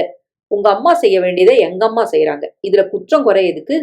நான் என் பொண்டாட்டிக்கிட்ட என் குழந்தைய பத்தி பேசுறேன். தப்பே இல்ல. அதுல எங்க அம்மா பேர் வரக்கூடாது. இது எங்க கடமை இல்ல. எங்க வீட்டுல நின்னு எங்களை குறை சொன்னா கேட்டுட்டு இருக்க முடியாது. வசி, பேசாம இருடா. அக்கா, உன் புருஷனை அடக்கு. என்கிட்ட எகிராத. அம்மா அருகில் வந்தாள். அம்மா, நீ கேட்டுட்டு சும்மா இருக்கிறியா? ஆமாண்டி, என்ன சொன்னா நீ பேசாம இருக்க? என் பிள்ளைக்கு பொறுத்துக்க முடியல. தப்பு இல்லையே. அவனை எதுக்கு நான் அடக்கணும்? கோபமாக மது வராண்டாவுக்கு வர வசி பின்தொடர்ந்து வந்தான். ஹலோ, ஜோசியரை பணம் கொடுத்து வாங்கியும் நினைச்சது நடக்கலையா? அதான் ஆத்திரமா? மது ஆவேசமாக திரும்ப, வேண்டாங்க, வீட்டோட மாப்பிள்ளையா நீங்க இருந்ததை கூட நான் தாங்கிப்பேன். என்ன என் பெத்தவங்க கிட்ட இருந்து நிரந்தரமா பிரிச்சு நீங்க இங்க ஆட்சி அமைக்கணும்னு நினைச்சா அது நடக்காது. நீ பேசுறது உன் அக்கா புருஷன்ட்ட. அட போயா, அந்த மரியாதை இருந்தது நெஜம், இப்ப இல்ல. எத்தனை நாளைக்கு உன் அராஜகத்தை தாங்கிக்க முடியும்? இந்த வீட்டுக்கு எவன் வாழ வரான்னு நான் பாக்குறேன். ஓ, வில்லன் வேலையா? நடத்துங்க. நடத்துறேன்டா. பேச்சுக்கு பேச்சு என்ன அசிங்கப்படுத்துறியா? ஆரம்பத்துல அதை செஞ்சது நீங்க. எல்லாம் மீறி நான் பொறுத்துக்கிட்டேன். அந்த அணை உடைஞ்சிருச்சு. இனி சும்மா இருக்க முடியாது. உங்க மான ரோஷம் பீறிட்டா உங்க பொண்டாட்டி பிள்ளைய கூட்டிட்டு உங்க வீட்டுக்கு போங்க. மது மௌனமாக இருக்க, அதான பார்த்தேன். ஓசி சொத்தை விட மனசு வருமா என்ன? நமக்கு எதுக்கு வெக்கமானம்லாம்? ரோஷம் பார்த்தா காசு சேருமா என்ன? வசி, டிஃபன் ரெடிப்பா. உங்களுக்கு பிடிச்ச பூரி கிழங்கு அடிங்க 2 டஜனு. அப்புறம் தெம்பா சண்டை போடலாம். வசீகரன் சிரித்தபடி உள்ளே போக மதுவுக்கு பற்றி எரிந்தது. உள்ளே வந்த வசி, அந்த ஆளுக்கு 2 டஜன் எடுத்து வச்சுட்டு மீதி இருந்தா குடுமா. விடுடா வசி, உன் கோவம் தப்புன்னு சொல்லல. ஆனா அகிலா மேல எல்லாம் பாயும். பாவண்டாவ. இல்லம்மா, அவளும் இத நல்லா பயன்படுத்திக்கிறா, காரியம் சாதிக்கிறா. இந்த ஆளுக்கு மானம் இல்லைன்னா எடுத்து சொல்லணும். அவரை பெத்தவங்க எதுவும் செய்ய மாட்டாங்க, பிள்ளையும் பாத்துக்க மாட்டாங்க. வேலையை விட்டுட்டு சகல பொறுப்புகளையும் ஏத்துக்கிறேன்னா இவர் விடுவாரா? 30,000 போகும். பணம் முக்கியம். இவளும் இங்கே இருந்து வேலைக்கு போனா அவர் ஒரு துரும்ப கூட கிள்ளி போடுறதில்ல. நீ கிடந்து சாகணும். பொண்ணுங்களுக்கும் பெத்தவங்க கிட்ட கருணை வேணும். அம்மா பேசல. சரி விடு, அக்காவை பத்தி பேசினா நீ சைலண்ட் ஆயிடுவ. இல்லடா, கோவப்படாத. அவளுக்கு புருஷன் ஆதரவும் இல்ல, புகுந்த வீட்டு ஆதரவும் இல்ல. நானும் விட்டுட்டா அவ கதி அதோ கதி ஆயிடும்டா. பெத்த மனசு கேக்கலடா. அகிலா உள்ளே வந்தாள். வசி என் தலைய உருட்டுறானா? ஆமாங்கா, தெரியும்டா. அம்மா, அவருக்கு நேரமாச்சு, டிஃபன் கொடு. வசீகரன் நின்ற நிலையில் சாப்பிட்டு விட்டு புறப்பட்டான். அம்மா, ராத்திரி லேட் ஆகும், எனக்கு எதுவும் வேண்டாம், வெளியில சாப்பிட்டுக்கிறேன். பைக்கை எடுத்தான், புறப்பட்டான். சாலையில் வேகம் பிடிக்க டிராபிக் இல்லாத பகுதியில் ஊடுருவி உள்ளே போக, ஒரு கடைப்பகுதியில் இருந்து வெளியே வந்த பெண் காரில் ஏற வர, பின்னால் பைக்கில் வந்த இருவர் அவளது கழுத்து செயினை உருவிக்கொண்டு வேகம் பிடிக்க, இழுத்த வேகத்தில் அவள் கீழே விழ, பைக் பறக்க, ஆட்கள் சேர, வசி அந்த பைக்கை வேகமாக பின்தொடர்ந்தான். அதிக வேகம் பிடித்து அவர்களுக்கு குறுக்கே பாய்ந்து அவர்களை அடிக்க, அவர்களும் பதிலுக்கு தாக்க ரணகளம் ஆகிவிட்டது. அந்த பகுதியில் போலீஸ் வாகனம் வர அவர்கள் வசியின் கைகளை அறுக்க போலீஸ் அதிகாரி பாய்ந்து வந்தார். வசி, நீங்க எங்க எப்படி? சார், ஒரு பொண்ணோட செயினை அறுத்துக்கிட்டு ஓடுறாங்க இவங்க 2 பேரும். அவர் பாய்ந்து பிடித்து உதைத்ததில் செயின் வெளியே வர அவர்கள் இருவரும் வேனில் ஏற்றப்பட, வசி ரத்தம் கொட்டுது, உங்களை ஆஸ்பத்திரி கொண்டு போகணும். கான்ஸ்டபிள் அவர் பைக்கை எடுத்து வர, வசி வண்டியில ஏறுங்க. முதல்ல அந்த பொண்ணுகிட்ட செயினை ஒப்படைக்கணும், வண்டியை திருப்புங்க. வாகனம் திரும்ப அந்த கூட்டம் மயங்கிய பெண்ணுக்கு முதலுதவி செய்து எழுப்ப இவர்கள் வந்துவிட அவள் விழித்து விட்டாள். கழுத்தில் இரத்த காயம். போலீஸ் நெருங்கிவிட்டது. வசி இரத்தப்போக்கு காரணமாக வேனில் அரை மயக்கத்தில் இருக்க அவள் விழித்து விட்டாள். இந்தாங்க உங்க செயின். மிஸ்டர் வசீகரன் உயிரை பணைய வச்சு மீட்டாரு. அவருக்கு நிறைய பிளட் லாஸ். நாங்க ஆஸ்பத்திரிக்கு கொண்டு போறோம். நானும் வரேன் சார், எனக்கும் கழுத்துல காயம். இருவரும் ஆஸ்பத்திரிக்கு வர அந்த பொண்ணுக்கு முதலுதவி செய்யப்பட்டது. வசீகரன் மயக்கத்தில் இருந்தான். 1 மணி நேரத்தில் தெளிந்து விட்டது. ரொம்ப நன்றி வசீகரன், இத்தனை ரிஸ்க் எடுத்து என் செயினை மீட்டு கொடுத்துருக்கீங்க. வசீகரன் பலவீனமாக சிரித்தான். என் பேர் சனா. நான் மும்பையில இருந்து மாற்றலாகி நேத்து தான் வந்தேன். கம்பெனி சார்பில் பெரிய வீடு தந்திருக்கிறாங்க. இன்னைக்கு டியூட்டியில ஜாயின் பண்ணணும். கடைக்கு போய் பிள்ளையாருக்கு வஸ்திரம் வாங்கிட்டு வந்தேன். கோயில் அதை கொடுத்துட்டு ஆபீஸ் போனோம். அதுக்குள்ள இந்த விபத்து. டாக்டர் வந்து பார்த்தார். நீங்களும் போலாம் வசீகரன். நர்ஸ் இருவருக்கும் பில் தர சனா வாங்கி கொண்டாள். கொடுங்க. எப்படி? வேண்டாம் வசீகரன், நான் இதை கூட செய்யலன்னா எப்படி? பில்ல கட்டிட்டு வரேன், உங்களை உங்க வீட்டுல டிராப் பண்ணிட்டு போறேன். நான் ஆபீஸ்க்கு போகணும். வேண்டாம், ஒரு நாள் ரெஸ்ட் எடுங்க, போன்ல லீவ் சொல்லுங்க. எந்த ஆபீஸ்? அவன் சொன்னான். அதோட சேர்மன் எனக்கு நண்பர் தான், நானே பேசுறேன். நீங்க இந்த கம்பெனி? பேரை சொன்னாள். அகிலாவின் கணவன் மது வேலை பார்க்கும் கம்பெனி. வசீகரன் சொல்ல நினைத்து மௌனமாக இருந்தான். மும்பைல அம்மா இருக்காங்க. அண்ணன் வீட்டுல இங்க கம்பெனி வீடு சரியான அப்புறம் அம்மாவை கூட்டிட்டு வரணும். உங்க குடும்பம்? இதுதான், எனக்கு கல்யாணம் ஆகல. கார் புறப்பட டிரைவர் ஓட்ட, அவருக்கு விலாசம் சொல்லிருங்க, டிராப் பண்ணிடுவேன். நேராக வீட்டுக்கு வந்து விட்டார்கள். அம்மா கதவை திறந்தாள். அவனின் கையில் பேண்டேஜ், அவள் கழுத்தில் பிளாஸ்டர். பார்த்ததும் மலறிவிட்டாள். என்னடா வசி இது? சொல்றேன், உள்ள வாங்க சனா. இது என் அம்மா, என் மேல உயிர். எனக்கு தலைவலி வந்தா கூட தாங்க மாட்டாங்க. எப்படிடா காயம்? சனாவே விவரம் சொன்னாள். சாரிம்மா, உங்க மகனுக்கு என்னாலதான் இந்த கஷ்டம். அதுக்கு நான் மன்னிப்பு கேட்டுக்கிறேன். எதுக்குமா? உனக்கும் கழுத்துல காயம், குரல் வளை பகுதியில. ஒரு நாள் ஓய்வெடுத்தா சரியாயிடும். நான் புறப்படட்டா? இரும்மா, வீட்டுக்கு வந்துட்ட. இன்னைக்கு பால் பாயசம் பண்ணியிருக்கேன், கொண்டு வரேன். அம்மா நெய்வேத்தியம் செய்து பூஜை அறையில் பால் பாயசம் வைத்திருந்தாள். அங்கு வந்த சனா அந்த அறையை பார்த்தாள். ஓ, எத்தனை அழகா இருக்கு உங்க பூஜை அறை. ஐஸ்வர்யம் இது. உடனே நமஸ்கரித்தாள். அம்மா பெருமிதத்துடன் பார்த்தாள். நீ வடக்கத்தி பொண்ணா? இல்லம்மா, தமிழ்நாட்டுக்காரங்க தான். அப்பாவுக்கு மும்பைல வேலை. நான் பிறந்ததும் மும்பைல தான். என்னோட 10வது வயசுல அப்பா காலம் ஆனாரு. அண்ணா என்னை விட 15 வயசு மூத்தவன். அண்ணி ரொம்ப நல்லவங்க. இன்னொரு அம்மா. பாட்டி வீட்டுக்கு வருஷத்துக்கு ஒரு முறை கும்பகோணத்துக்கு வருவோம். ஒரு மாசம் இருப்போம். மகாமக குளத்துல குளிப்போம். சந்தோஷமான நாட்கள். ரொம்ப அழகா தமிழ் பேசுற. அடிப்படை தமிழ் குடும்பம். அந்த ரத்தம் உடம்புல ஓடுது. மும்பைல ஒரு கும்பகோணம், அவ்வளவுதான். எல்லாம் படிப்பு வேலைக்கு தான். என்னம்மா படிப்பு? MBA MTech. அண்ணன் தான் படிக்க வச்சாரு. பெரிய வேலையும் கிடைச்சது. பதவி உயர்வுல இங்க மாற்றல். Zonal manager. நல்ல சம்பளமா? என்னம்மா நீ இதெல்லாம் கேட்கலாமா? தப்பில்ல வசீகரன். இவங்களும் என் அம்மா போலத்தான். பிடித்தம் போக 2 லட்சம் வரும்மா. கம்பெனி வீடும் காரும் தந்திருக்கு. எல்லாம் செட்டில் ஆனப்புறம் அம்மாவை கூட்டிட்டு வரணும். அம்மா என்ன சொல்றாங்கன்னா, தமிழ்நாட்டுல கால் வைக்கிற நேரம் உனக்கு கல்யாணம் முடியணும். அது உன் புகுந்த வீடா மாறணும்னு சொல்றாங்க. நடக்கும் சன்னா. இந்த பால் பாயசத்து குடி. சூப்பரா இருக்குமா. நான் உங்களை நமஸ்காரம் பண்றேன். கொஞ்சம் இருமா. அம்மா உள்ளே போய் ஒரு சேலை ரவிக்கை எடுத்து வந்து அதில் மஞ்சள், குங்குமம், மல்லிகை சரத்தை வைத்து இப்போ நமஸ்காரம் பண்ணு. சனா பண்ண அதை தந்தாள். எதுக்குன்னு கேட்க மாட்டேன். தமிழ்நாட்டுக்கு வந்ததும் ஒரு அம்மா கிடைச்சிட்டாங்க எனக்கு. அடிக்கடி வாம்மா, உன் கம்பெனி வீட்டுக்கு வந்து உனக்கு நான் சமைச்சு போடுறேன். நிச்சயமா அப்பாவை எனக்கு அறிமுகப்படுத்துங்க வசீகரன். ரெஸ்ட் எடுங்க. தன் போன் நம்பரை தர அம்மாவும் வசியும் வாசல் வரை வந்து வழி அனுப்பினார்கள். அம்மா முகத்தில் பெரும் திருப்தி. இன்னைக்கு முகூர்த்த நாள். வெள்ளிக்கிழமை. மகாலட்சுமியே வீட்டுக்கு வந்த மாதிரி இருக்கு. உள்ளே போனாள். காரில் சனா ஏறி உட்கார்ந்ததும் கார் புறப்பட்டது. சேர்மனுக்கு ஏற்கனவே தகவல் சொல்லிவிட்டாள். ஆஸ்பத்திரியில் இருந்தபோது அவர் பதறிவிட்டார். இப்போது டயல் செய்தாள். சனா, எப்படி இருக்கீங்க? Now I am alright sir. எந்த பிரச்சனையும் இல்ல. அடிப்பட்ட மிஸ்டர் வசீகரனை அவர் வீட்டுல டிராப் பண்ணிட்டு நேரா ஆபீஸுக்கு தான் வரேன். வாங்க சன்னா.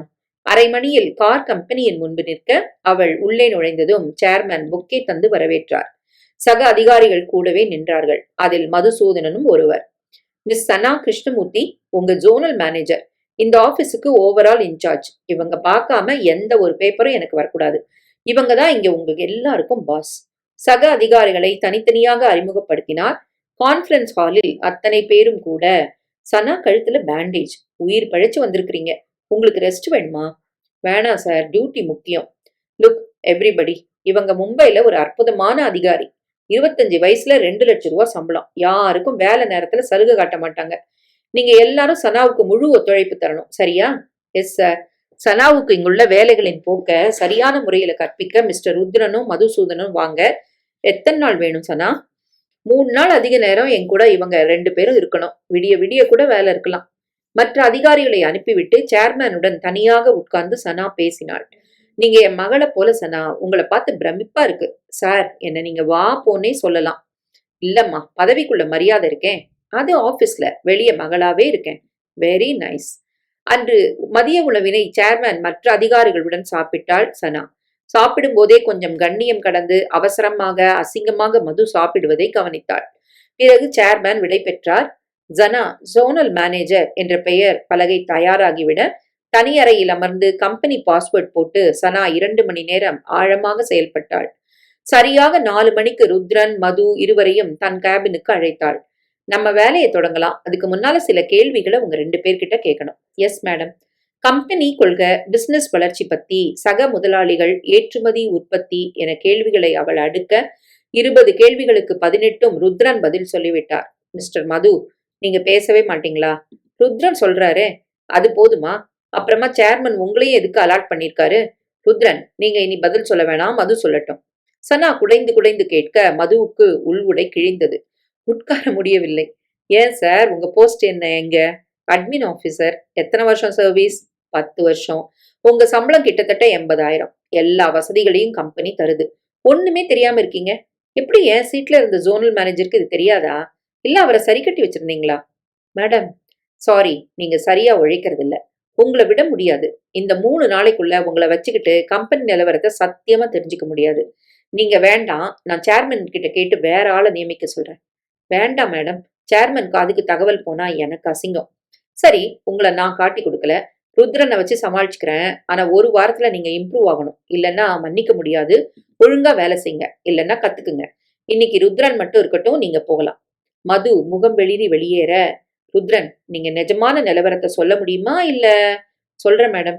இதுக்கு முன்னால இருந்த ஜோனல் மேனேஜர் புஜங்கராவுக்கு தண்ணி வாங்கி கொடுத்து சகல சந்தோஷங்களையும் காட்டி, சாரி மேடம், இவர் காலத்தை ஓட்டுனாரு. புத்தி இல்லாம இல்ல, உழைக்க மாட்டாரு. தான் கடமைகளை ஒழுங்கா செய்ய மாட்டாரு. ஜோனல் ஆதரவு இருந்த காரணமா எங்களை எல்லாம் விரட்டி விரட்டி வேலை வாங்குவாரு. தாமதமா வந்து சீக்கிரம் வீட்டுக்கு போயிடுவாரு. ஜோனல் தர ரிப்போர்ட்டை சேர்மன் நம்புவாரு. அதனால மதுவோட கொடி பறந்தது. ஜோனல தலைமை ஆபீஸ் தூக்கி அடிச்சது டெல்லிக்கு. காரணம், நாங்க எல்லாரும் சேர்ந்து மொட்டை பெட்டிஷன் போட்டோம். ஆதாரங்களோட. சிரித்தாள் சனா. ஆதாரங்களோட மொட்டை பெட்டிஷனா? ரகசியமா இவங்க ஊழல கண்காணிக்க வீடியோ ஆடியோ ஆதாரங்களை அனுப்பணும். தெரியும், மும்பைக்கு அது வந்தது. அதனாலதான் சீர்கெட்ட இந்த நிர்வாகத்தை சரி செய்ய என்ன அனுப்பியிருக்கிறாங்க. சேர்மனுக்கு இது தெரியாம கண்மூடித்தனமா புஜங்கராவை நம்பின காரணமா அவருக்கும் கோர்ட் ஆஃப் என்கொயரி இருக்கு. அப்படியா மேடம்? இந்த மது மாதிரி ஆட்களை டீப்ரமோட் பண்ணி பதவி இறக்கம் செய்யணும். திறமசாலி இளைஞர்களை மேல கொண்டு வரணும். ஒருத்தரோட ஊழலால நிர்வாகம் சீர்கடலாமா? அதை நீங்க எல்லாரும் எப்படி அனுமதிக்கலாம்? மேடம், நாங்க தட்டி கேட்டா எங்க சீட்டு கிழியும். எங்களுக்கு குடும்பம் இருக்கே. அந்த மது லேஸ்பட்ட ஆள் இல்ல. குடும்பமும் அப்படித்தான். மாமியார் வீட்டுல மனைவி குழந்தைய விட்டுட்டு இவரு ஓசிச்சோறு தின்னுக்கிட்டு நாட்டாம பண்றாரு. சில ஊழல் பெருச்சாளிகள் வீட்டையும் கெடுத்து நாட்டையும் கெடுப்பாங்க. நல்ல புத்திசாலியான உள்ள உதவியாளர் யார் இந்த ஆபீஸ்ல? பைரவ்னு ஒரு பையன் இருக்கான். முன்னேற துடிக்கிறான் அவன். உங்க கூட அவன் வந்து ஒர்க் பண்ணட்டும். உடனே கூப்பிடுங்க. பைரவ் அழைக்கப்பட்டான். பவ்யமாக நின்றான். எங்க கூட இருங்க பைரவ். சரி மேடம். இனி வேலையை தொடங்கிடலாம் ருத்ரன். வேலை தொடங்கிவிட்டது. மது அவளால் வெளியே அனுப்பப்பட்டது. ஆபீஸ் முழுக்க பரவிவிட்டது. மொத்த ஆபீஸும் குதூகலமாகிவிட்டது. கொஞ்சமா எல்லாரையுமே படுத்தி எடுத்தான். புதுசா வந்த அதிகாரி முதல் நாளே தோலை உரிச்சிட்டான். இனிமே இவன் பருப்பு வேகாது. இவனை வச்சு செய்யணும். மதுவை பார்த்து கொண்டிருந்த ஊழியர்கள் ஆனந்த கூத்தாடினார்கள். புஜங்கரா டெல்லிக்கு மாற்றப்பட்டதும் மதுவுக்கு அல்லு கிளம்பி விட்டது. ஒருவேளை யாரும் நியமிக்கப்படாவிட்டால் அந்த நாற்காலி தனக்கு வாக்கும் என்று கனவு மிச்சம் இருந்தது. பெண் அதிகாரி வருகிறாள் என்றதும் ஒரு அலட்சியம் வந்தது. ஒரு பெண் தானே சரிக்கட்டி விடலாம் என்ற எண்ணம். வந்த 1 மணி நேரத்தில் தன் தோலை அவள் உரிக்க மதுவுக்கு உடம்பு முழுக்க தடியாகிவிட்டது. இந்த ஆபீஸில் மது தட்டி வைத்தது கொஞ்சம் நஞ்சம் பேரே அல்ல. ஆபீஸில் பெரும்பகுதி வெறுப்பில் இருந்தது.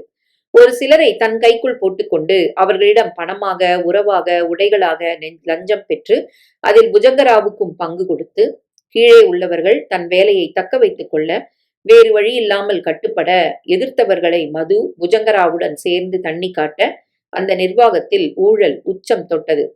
அது ஏறத்தாழ 4-5 வருடங்களாக நடந்தது. வெளியே வராமல் பாதுகாக்கப்பட்ட பாதிக்கப்பட்ட நல்லவர்கள் கூடி பேசி ஆதாரங்களுடன் சமர்ப்பிக்க இதோ பிடிவு காலம் வந்துவிட்டது. மதுவுடன் நின்ற புஜங்கராவுக்கு மாற்றல். மதுவுக்கு கட்டுப்பட்டவர்கள் விடுதலையாக அவர்களின் பட்டியலை சேகரிக்க நினைத்தாள் சனா. ருத்ரன், முதல்ல நம்ம வேலையை கவனிப்போம். அதுல நம்ம தரோவா இருந்தா தான் தப்புகளை களையெடுக்க முடியும். சரி மேடம். விறுவிறுப்பாக வேலை தொடங்கிவிட்டது. மதுவுக்கு உச்சகட்ட கடுப்பு. வீட்டுக்கு போகவே பிடிக்கவில்லை. நேராக தன் வீட்டுக்கு வந்துவிட அம்மா எதிரே நின்றாள். மது, இந்த மாச செலவுக்கு பணம் தரல. தர்றேன், இப்ப இல்ல.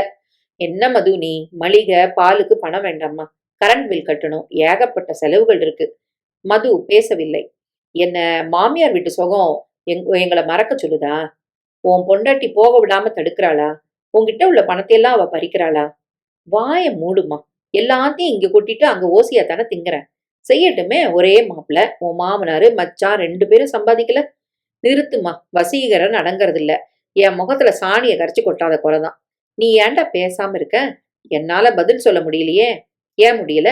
அகிலாவா அவங்க கண்ணு முன்னால 4 மிதி மிதி. அப்பனும் ஆத்தாலும் கதறிக்கிட்டு உன் காலில் வந்து விழமாட்டாங்க. நீ விடுமா.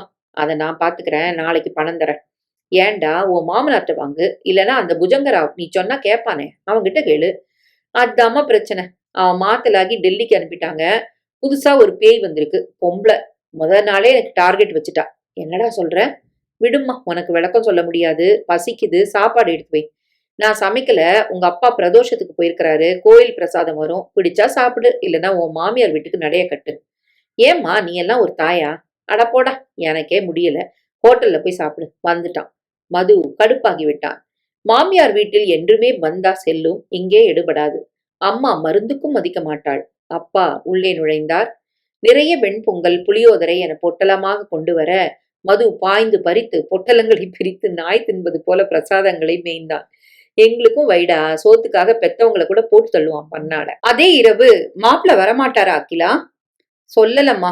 வந்தா மாவு வச்சிருக்கேன், தோசை ஊத்தி கொடுக்குறேன். அம்மா உனக்கு வயசாகுது, அவர் தாமதமா வந்தா அக்கா செய்யட்டும், நீ போய் படு.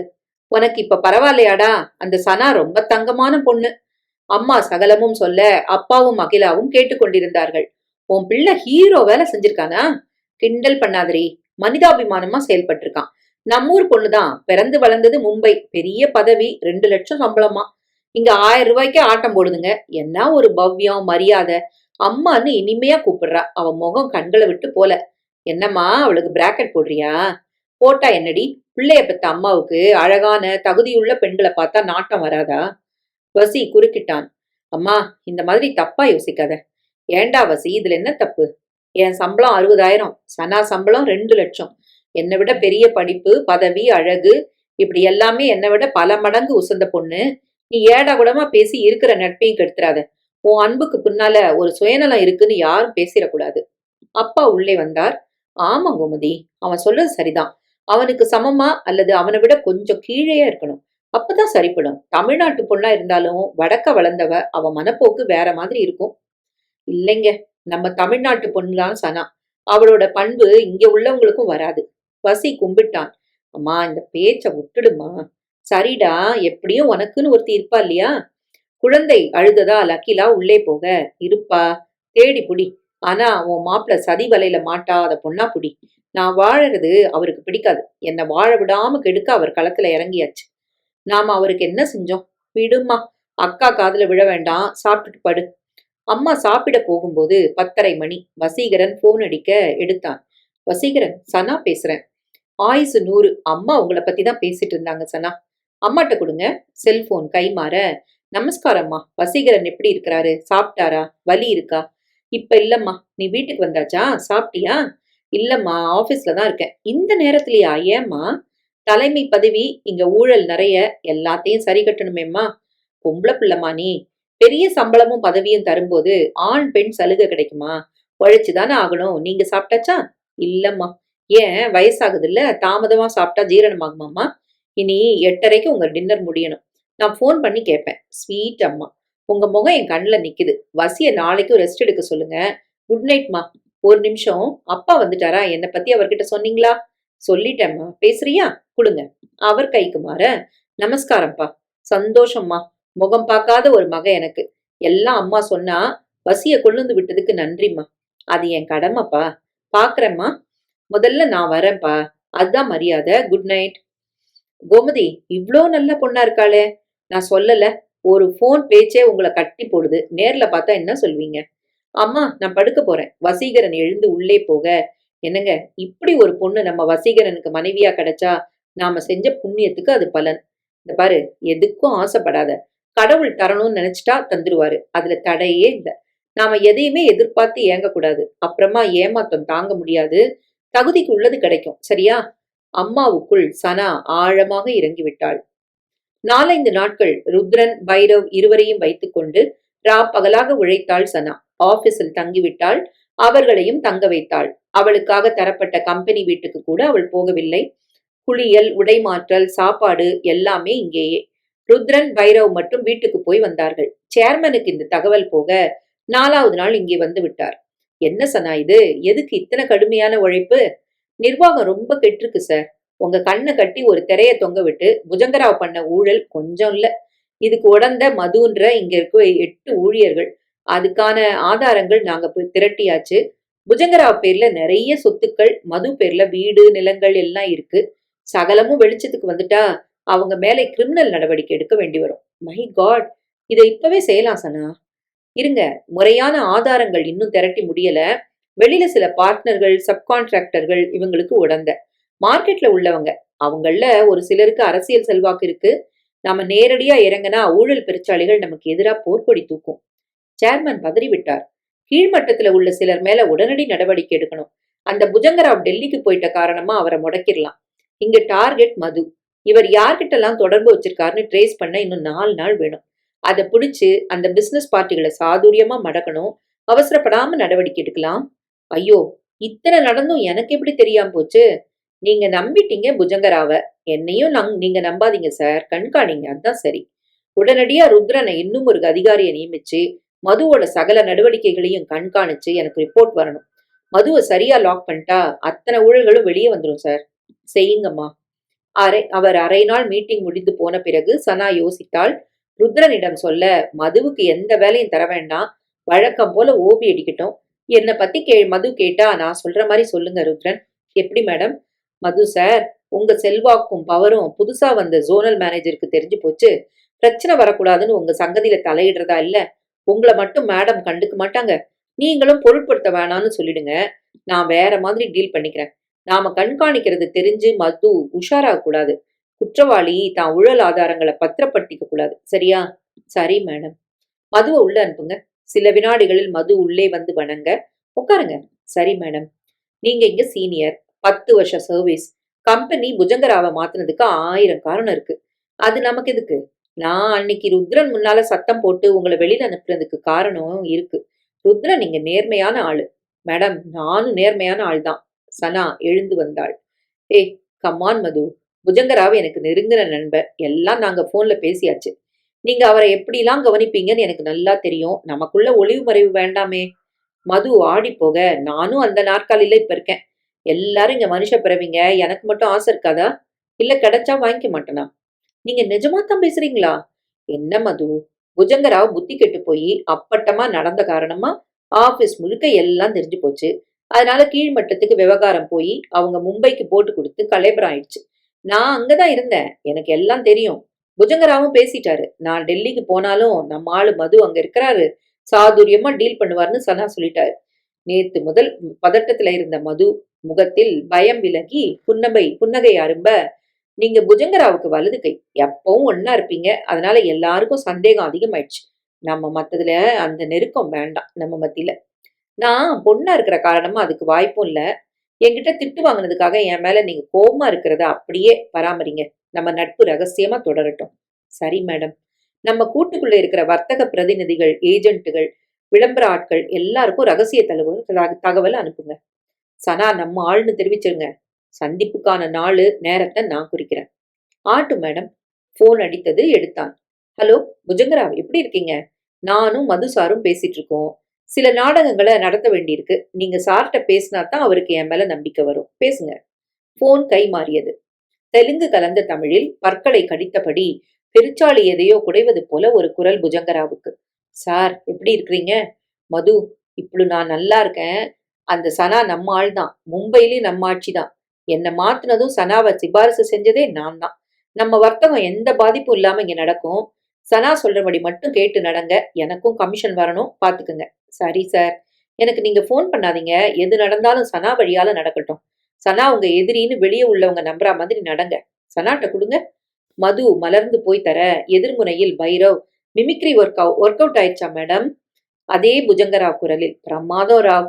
எங்க இருந்தாலும் நீங்க மூலக்காரர் தான். மது சார் கூட சேர்ந்து நான் அண்டர் கிரவுண்ட் அரசாங்கத்தை நடத்திக்கிறேன், வச்சிடுறேன். வைத்தாள். ஒரு ஊழியர் உள்ளே வர மது எழுந்து நிற்க சனா கண்டபடி திட்டினாள். எப்படி சார் எந்த ஒரு வேலையும் செய்யாம சம்பளம் வாங்குறீங்க? அந்த ஊழியர் தந்த கடிதங்களை பார்வையிட்டபடியே மதுவுக்கு சரமாரி வசை. அவன் வெளியே போய்விட மது சிரிக்க சேர்ந்து சிரித்தாள். மது சார், சில முக்கிய ரகசிய சொத்து பத்திரங்கள் உங்க வீட்டுல இருக்கா? இல்ல மேடம். புஜங்கராவ் சொன்னாரே. மேடம், பிரச்சனை வந்தா விஜிலன்ஸ் எங்க வீட்டுக்கு வரும்னு நான் எதையும் வைக்கிறது இல்ல. பின்ன என் மாமியார் வீட்டுலதான் இருக்கு. என் மனைவி குழந்தையோட அங்கதான் இருக்கா. பெரும்பாலும் நானும் அங்கதான் இருப்பேன். எங்களுக்கு தனி பீரோ இருக்கு. ஆபீஸ் டாக்குமெண்ட்டும் நான் வச்சிருக்கேன். அவளுக்கு கூட தெரியாது. இது வரைக்கும் எந்த பிரச்சனையும் இல்ல. சரி சரி, பத்ரம். நீங்க போய் வேலையை கவனிங்க. மது முகத்தில் வெளிச்சம். புஜங்கராவ் போனதால எனக்கு எந்த பாதிப்பும் இல்ல. இவன் புஜங்கராவோட ஆட்கள்ல ஒருத்தி, அழகான பொண்ணு. இவ துணையோட ஊழல் செய்யறது அவ சீக்கிரமா இருக்கும். ச்சே, அந்த நாசமா போனவன் பேர் இருக்கு. தன் இருப்பிடத்தில் மது உற்சாகமாக உட்கார ருத்ரன் உள்ளே போக, உட்காருங்க, புஜங்கராவ் போனை கைப்பற்றியாச்சு. ஏறத்தாழ டெல்லியில அவருக்கு ஊழல் அரசு தான். அது யாருக்கும் தெரியாது. தகவல்களை சேகரிச்சு பைரவ் மூலம் மிமிக்கிற குரல்ல பல வேலைகளை செய்யணும். சரி மேடம். இந்த ஆளு வீட்டு மாப்பிள்ள போல இருக்கு. இவனோட மாமியார் வீடு எங்க? தெரியும் மேடம். கௌரவமான நல்ல குடும்பம். இவன் தப்பான ஆசாமின்னு தெரியாம தாங்கி பிடிக்கிறாங்க. அவங்க தகவல்கள் வேணுமே. மாமியார், மாமனார், மனைவி, ஒரு மச்சான் இவருக்கு, ஒரு பெண் குழந்தை. இவனுக்கு வடிச்சு கொட்டுற குடும்பம். சரி, எப்படியோ போட்டோம். எதுக்கு கேட்டேன்னா, புஜங்கராவ்னு நம்பி இவன் உளறிட்டான். பல பத்திரங்கள் அந்த மாமியார் வீட்டுல தான் இருக்கான். அதனால இவன் உஷாரும் ஆகக்கூடாது, கையும் களவுமா பிடிக்கவும் வேணும். அவகாசம் எடுத்துக்கணும். என்ன செய்யணும் மேடம்? இன்னைக்கு ராத்திரி 11 மணிக்கு நீங்க என்னோட வாங்க. எங்க? அந்த மாமியார் வீட்டை எனக்கு காட்டுங்க. விலாசம் தெரிஞ்சுக்கிட்டா அதிரடி நடவடிக்கையில இறங்குற நேரம் வரும். சரி மேடம். ருத்ரன், நம்ம இந்த சீக்ரெட் ஆபரேஷன் யாருக்கும் வெளியில கசியக்கூடாது. கவனமா இருங்க. கிட்டத்தட்ட 15 கோடிக்கு ஊழல். எல்லா பக்கமும் கமிஷன். தப்புகள் நிறைய நடந்திருக்கு. மேடம், சொல்லுங்க. நீங்களும் ரொம்ப சின்னவங்க. அதனால ஊழல் பெருச்சாளிகளை வளைக்க எடுக்கிற முயற்சிகள் நியாயம்தான். ஆனா பாதுகாப்பும் வேணும் மேடம். நாட்டை திருத்துறது தப்பு இல்ல. ஆனா திருடனுங்க அத்தனை சீக்கிரம் திருந்த மாட்டாங்க. ருத்ரன், எனக்கு யாரையும் பார்த்து பயம் இல்ல. நமக்கு சம்பளம் தர இடம் நியாயமா இருக்கணும். அவங்க துரோகத்துக்கு பலியாகி ஏமாறக்கூடாது. ஏதோ வந்தோம் பெஞ்ச தேய்ச்சோன்னு இருக்காம என் மனசு இடம் தரல. வந்த அன்னைக்கே ஒருத்தன் என் செயினா இருக்கான். அந்த வசீகரன் எனக்கு இன்னும் போலையே. தான் உயிரை பணயம் வச்சு அதை மீட்டாரு. எதுக்கு? ஏன்னா அவர் ஒரு பிரஜை. இந்த சமூகத்துல கண்ணு முன்னாடி ஒரு தப்பு நடக்கும்போது பார்த்துக்கிட்டு இருக்காம உடனே செயல்படுறவன் தான் நியாயமான குடிமகன். நமக்கே வம்புன்னு எல்லாரும் ஒதுங்குனா நாளைக்கு நமக்கு ஆபத்து வரும்போது யாரும் காப்பாத்த வர மாட்டாங்க. அப்புறம் பாதுகாப்பு எங்க? வசீகரன் மாதிரி ஒரு மனுஷன் நான் கும்பிடுறேன். அவங்க அம்மா அப்பான்னு அந்த குடும்பமே கிரேட். ஒரே சந்திப்புல ஒரு போன் பேச்சுல பச மாதிரி ஒட்டிக்கிறாங்க. தமிழ்நாட்டுல காலை வச்சதும் கழுத்துல காயம் பட்டுது. ஆனா இதயத்துல தேன் பாஞ்சுது. திருடனை சந்திச்சேன்னா அதன் காரணமா நல்ல மனிதர்களையும் அடைஞ்சேன். நான் அநீதிகளை பொறுத்துக்க மாட்டேன். எப்பவும் எங்கேயும் எதிர்த்து நிக்க நான் தயார். ருத்ரன் பிரமிப்பாக பார்த்தான். இந்த ஆபீஸுக்கும் ஒரு விடியல் வந்தாச்சு மேடம். ஷோ, இது மது காதுல மட்டும் விழவே கூடாது. நாடகமாடி நயவஞ்சகமாத்தான் அந்த ஆளை கவுக்கணும். இன்னைக்கும் நிறைய வேலை இருக்கு. இங்கிருந்தே ராத்திரி 11 மணிக்கு ரோந்து புறப்படலாம். சரி மேடம். அவள் சாய்ந்து உட்கார்ந்தாள். அயராத உழைப்பு சோர்வை தந்தாலும் மனதுக்குள் ஒரு உற்சாகம் ததும்பி வழிந்தது. இரவு 9 மணி. வசீகரனின் தாய் தந்தையுடன் ஹோட்டலுக்குள் நுழைந்தான். சரியாக அந்த நேரம் சனாவின் போன். அம்மா, எப்படி இருக்கீங்க? இருக்கேன் நானு. அப்பா, வசி ஹோட்டலுக்கு சாப்பிட வந்திருக்கோம். நீ வீட்டுக்கு போயாச்சா? எங்க அம்மா இன்னும் இல்ல. எங்கம்மா இன்னும் இல்ல. இப்படி உழைச்சா உடம்பு என்னத்துக்கு ஆகும் சனா? ஒரு திருத்தம் கொண்டு வர பாடுபடுறேன். வாங்குற சம்பளத்துக்கு நியாயம் கற்பனைக்கணும்ல. சரி, நிம்மதியா சாப்பிடுங்க. சனா, உன்னை பார்க்கணும்னு தோணுது. இன்னைக்கு வியாழன், சனிக்கிழமை காலையில முடிஞ்சா வரேன். அப்பாவும் இருக்கட்டும். சரிம்மா, டிஃபன் சாப்பிட வந்துரு. உனக்கு என்ன பிடிக்கும்? நீங்க என்ன தந்தாலும் பிடிக்கும். ரங்காச்சாரியில உங்களுக்கு ஒரு புடவை வாங்கினேன், சில்க் காட்டன். உங்க கலருக்கு எடுப்பா இருக்கும். எதுக்குமா? கேள்வியே கேட்கக்கூடாது. தந்தா வாங்கிக்கணும். சரிம்மா, நாளைக்கு ஃபோன் பண்றேன். ஆர்டர் செய்தார்கள். வசி, நாளைக்கு சனாவை நீ ஆபீஸ்ல போய் பாருப்பா. வேண்டாம்மா, கல்யாணம் ஆகாத பொண்ணு, அதெல்லாம் நல்லா இருக்காது. சந்தோஷமாக 3 பேரும் பேசிக்கொண்டே சாப்பிட பார்சல் வாங்கிட்டு போலாமா வசி? அக்காவுக்கு 2 இட்லி 1 தோசை போதும். உன் மாப்பிள்ளைக்கு 20 இட்லி 8 தோசை வேணும். ஹோட்டல் மூடுற நேரம் இருக்காது. வசி சொல்ல அப்பா சிரித்து புரையேறி அம்மா தலையில் தட்டி வசியும் சேர்ந்து சிரிக்க வீட்டுக்குள் குமுறி கொண்டிருந்தான் மது. உன் தம்பி என்னை வச்சு செய்யறான். அவனை நான் சும்மா விட மாட்டேன். அப்பா என்கிட்ட ரொம்ப மரியாதையா இருந்தாங்க. இவன் கெடுத்துட்டான். இந்த பாருங்க, நான் அவங்க பக்கம் பேசல. ஆனா ஒண்ணு சொல்லியே ஆகணும். என்ன? இந்த அளவுக்கு வந்தப்புறம் நாம இங்க இருக்கணுமா? நம்ம வீட்டுக்கு போயிடக்கூடாதா? எங்க அம்மாவால முடியாது. அவங்க உடம்புல இரும்பு சத்து ரொம்ப குறைச்சல். ஆஸ்பத்திரியில சேர்க்கும்படி ஆயிரும். வேண்டாம், ஆயா ஏற்பாடு செஞ்சுக்கலாம். எதுக்கு? சமையலுக்கு, குழந்தைய பாத்துக்க தனித்தனியா வச்சிடலாம். என்ன சம்பளம் 30 தர வேண்டி வரும். உன் சம்பளம் அப்படியே போயிடும். என் சம்பளத்துல குடுத்தனம் நடத்தணும். நடத்தலாமே. யாரையும் கஷ்டப்படுத்த வேணாம். யார் பேச்சையும் கேட்க வேண்டாமே. மானம் போதுங்க. அவனுக்கும் எங்கேயோ கல்யாணம் நடந்து ஒருத்தி வருவா. அப்ப பிரச்சனை சிக்கலாகும். உன் தம்பிக்கா கல்யாணமா? இப்படிலாம் ஒரு ஆசை அவனுக்கு இருக்கா? ஏன், அவனுக்கு என்ன குறைச்சல்? ஒரு சமையல்காரி இல்லைன்னா ஆயாவை பாருங்க. கல்யாணமும் நடக்கும், வீட்டுல வேலைக்கும் ஆச்சு. நான் பார்க்கவா? என் பிறந்த வீட்டு சொந்தங்களை நீங்க அளவுக்கு அதிகமா கேவலப்படுத்தினா பொறுத்துக்க முடியாது. என்னடி பண்ணுவ? நீங்க வரலனாலும் நான் நம்ம வீட்டுக்கு புறப்பட்டு போறேன். எங்க அம்மா பாத்துக்க மாட்டாங்க. வேண்டாம், லீவ் போட்டுட்டு நானே வீட்ல இருந்து பாத்துக்கிறேன். அதுக்கு நான் சம்மதிக்க மாட்டேன். என் சம்பளமும் வேணும், எங்க அம்மா உழைப்பும் வேணும், அல்வா வாங்கிட்டு வந்து இந்த உடம்பும் வேணும். நீங்க எல்லாம் மனுஷ பிறவிதானா? அவள் கேட்டுவிட ஓங்கி அறைந்தான். அடிங்க, அடிச்சு கொல்லுங்க. அடுத்தவங்க வீட்ல வசிக்கிற புத்திக்கு எதுவும் உரைக்காது. நான் செத்துட்டு நீ வாழணும், அன்னைக்கு உன் நாத்தம் தெரியும். அழுது கொண்டே எழுந்து போக, நான் நல்லாத்தான் இருப்பேன்டி, யார்கிட்ட உன் வீம்பு? அந்நேரம் கதவு தட்டப்பட அகிலா கதவை திறந்தாள். டிஃபன் பண்ணி கொடுத்தியா அகிலா? பதிலே இல்லை. ஏண்டி கண்ணு கலங்கி முகம் வீங்கியிருக்கு? அவளிடம் பதிலே இல்லை. மாப்பிள கோவப்பட்டாரா? கோமதி, அவங்க புருஷன் பொண்டாட்டிக்கு மத்தில 1000 இருக்கும். கேட்கிற உரிமை நமக்கு இல்ல, விட்டுரு. அம்மா சமையல் கட்டுக்குள் போனாள். அடுப்பே பற்ற வைக்கப்படவில்லை. மது கதவை திறந்து வெளியே வருவது தெரிந்தது. மாப்பிள்ளையும் கிளம்பிட்டாரே, என்னாச்சு? சொல்லுக்கா. நீ பேசாத வசி, எல்லாம் ஒன்னாலதான். வாக்கு தடிச்சு நான் பேசாதவ பேசிட்டனா, அதான் அடிச்சிட்டாரு. அடிச்சாரா? அம்மா பதற. அம்மா, ஏன் பதட்டம்? இவ பேசாதவ பேசிட்டா, அவர் அடிச்சாரு. இது ஆரம்பம்க்கா. இத அன்னைக்கே செஞ்சிருக்கணும். போடா, அவருக்கு வீம்பு அதிகம், தள்ளி வச்சிருவாரு. இவரா? உன் சம்பாத்தியம், இந்த வீட்டு சாப்பாடு அதெல்லாம் வேணான்னு சொல்ற அளவுக்கு அவருக்கு ரோஷம் இருக்கா? வசி, நீ இருமா. நெஜத்தை ரொம்ப நாள் மூடி வச்சா யாருக்கும் நல்ல தீர்வா பேசித்தான் ஆகணும். நீ உன் புருஷனை விட்டு பிரியணும்னு யாரும் ஆசைப்படல. ஆனா அவரோட இந்த குணம் மாறணும். உன்னை இங்க விட்டுட்டு நிறைய பணம் சேர்த்து அவர் சொத்துக்கள் வாங்குறாரு. இல்லடா வசி, அவ்வளோ சம்பளம் இங்க இல்லையே. அக்கா, உனக்கு ஒன்னும் தெரியாது. அவருக்கு நிலம் பண்ண வீடு இந்த மாதிரி சங்கதிகள்ல கான்டாக்ட் இருக்கு. என்கிட்ட ஆதாரம் இல்ல. என்னடா சொல்ற? இரும்மா, ஆதாரம் இல்லாம நான் எதுவும் சொல்ல முடியாது. சனா, சனா மாப்பிள்ள கம்பெனிக்கு தான் உயர் அதிகாரியா வந்திருக்கிறா. கம்பெனி பேரை அவங்க சொன்னப்பவே நான் நோட்டீஸ் பண்ணேன். அப்படியா? சரி விடுங்க. அக்கா, நான் தப்பா பேசியிருந்தா மன்னிச்சிரு. உன் மேல எனக்கு எந்த கோவமும் இல்ல. ஆனா படிச்சு பெரிய உத்தியோகத்துல உள்ள நீ அடிமையா இருக்க வேண்டிய அவசியம் இல்ல. சேமிப்பு அவசியம்தான், தப்பு இல்ல. நீ சொன்ன, அவர் கோவப்படலாம். ஊரே சொல்லும்போது எதிர்க்க முடியாம போகும், புரியுதா? சரி, நேரம் 11 மணி ஆகுது, போய் படுங்க. அம்மா, நீ டயர்டா இருக்க, படுக்க போ. கதவை சாத்தி விளக்கு அணைச்சிட்டு வரேன். சரிப்பா. மற்றவர்கள் படுக்க போக வசீகரன் பின் கதவை சாத்திவிட்டு வாசலை நெருங்க ருத்ரனுடன் சனா அந்த தெருவுக்குள் நுழைந்தாள். என்ன ருத்ரன், இங்க வரீங்க? இங்கதான் மதுவோட மாமியார் வீடு இருக்கு. அப்படியா?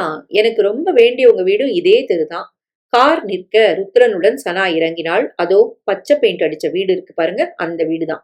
அதிர்ந்தாள் சனா. இது வசீகரன் வீடாச்சே, மனசு சொல்ல கேட்டை பூட்ட வந்தான் வசீகரன். அந்த தம்பிதான் மதுவோட மச்சான், பொண்டாட்டியோட தம்பி. வசீகரன் பார்வை தெருக்கோடிக்கு தாவ சனா படக்கென காருக்குள் நுழைந்து விட்டாள். ஆனாலும் வசீகரன் பார்த்து விட்டான். சனா மாதிரி இருக்கே, வண்டியை எடுங்க ருத்ரன். ஏன் மேடம், அப்புறமா சொல்றேன். கார் வேகமாக இவர்கள் வீட்டை கடக்க சனாவின் முகம் அரை இருட்டில் தெரிய, சனாதான் எதுக்கு இந்த ராத்திரி 11 மணிக்கு யாரோ ஒருத்தரோட என் வீட்டு வாசல கடந்து போறாங்க? என்னை பார்த்ததும் படக்குன்னு காருக்குள்ள நுழைஞ்ச மாதிரி இருக்கே, ஏன்? சனாதானா இல்ல நான் தப்பா நினைக்கிறேனா? வசீகரன் குழப்பத்துடன் கேட்டை பூட்டி கதவை சாத்தி விளக்கை அணைத்து விட்டு வந்து படுத்த பிறகும் உறுத்தி கொண்டே இருந்தது. ஏன் இந்த பக்கம் வரணும்? இங்க என்ன வேலை? புரியவே இல்லை, குழம்பியது. அதே நேரம் காருக்குள், மேடம், மதுவோட பல ரகசிய பத்திரங்கள் நிச்சயமா இந்த வீட்டுல தான் இருக்கு. தான் வீட்டுல வச்சா மாட்டிப்போன்னு மாமியார் வீட்டுல வச்சிருக்கான். மதுவுக்கு இவங்க குடும்பம் உடந்தையா? இவங்க ரொம்ப நல்லவங்கன்னு தகவல் மேடம். வசி என்ன பாத்துட்டாரா? காலை குளித்து முடித்து வசீகரன் ஆபீஸுக்கு புறப்பட ஒரு மாதிரி தவிப்பில் இருந்தான். அகிலா குழந்தை அழறா. நீ கவனிச்சியா? இன்னைக்கு நீ ஆபீஸ்க்கு போக வேண்டாமா?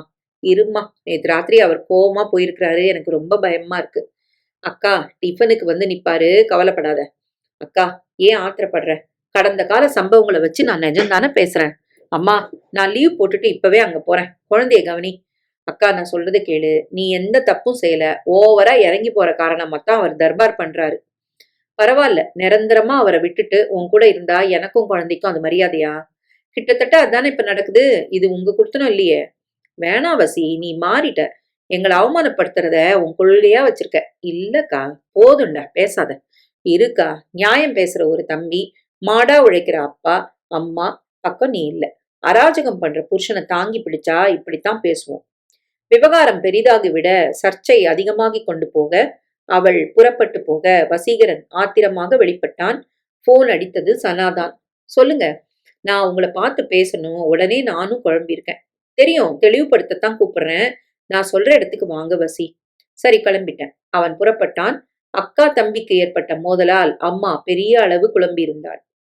போன் அடிக்க அம்மா எடுத்த ஜோசியர் தான். அம்மா, ஒரு நல்ல வரன் வந்திருக்கு, எல்லாம் பொருந்துது, பார்க்கலாமா? நானே வரேன். அப்பாவையும் அழைக்க. வீடே பத்தி எரியுது. இந்த நேரத்துல கல்யாண பேச்சா? சரிங்க, பேசித்தானே ஆகணும். அவனோட வாழ்க்கை இல்லையா இது? சரி வா, பேசிட்டு நான் ஆபீஸ்க்கு போறேன். இருவரும் புறப்பட்டார்கள். அதே நேரம் அந்த ஹோட்டல் வாசலில் சனா நின்றாள். வசீகரன் பைக்கில் வந்து இறங்கினான். உள்ளே தனியிடம் பார்த்து இருவரும் அமர்ந்தனர். காலையில என்ன சாப்பிட்டீங்க? ஒரே குழப்பம் சனா, எதுவுமே சாப்பிடல. இப்ப ஆர்டர் பண்றேன் வசி. சாப்பிட தோணல. அப்படி என்ன குழப்பம்? சூப்பரா ஒரு அப்பா அம்மா வாழற இடத்துல யாரால குழப்பம்? அவன் பேசவில்லை. மதுசூதனன் உங்களுக்கு யாரு? படக்கென நிமிர்ந்தான். எங்க மாமா, அக்கா புருஷன் மதுசூதனன். உங்க கம்பெனில தான் வேலை பார்க்கறான். உங்களுக்கு இந்த நேரம் அறிமுகமாயிருப்பாரு. ராத்திரி 11 மணிக்கு என் வீட்டு வழியா கார்ல வந்து இறங்கி என்னை பார்த்ததும் காருக்குள்ள நுழைஞ்சு வேகமா ஏன் புறப்பட்டீங்க சனா? கேள்விக்கு பதில் தெரியாம ராத்திரி முழுக்க நான் தூங்கல.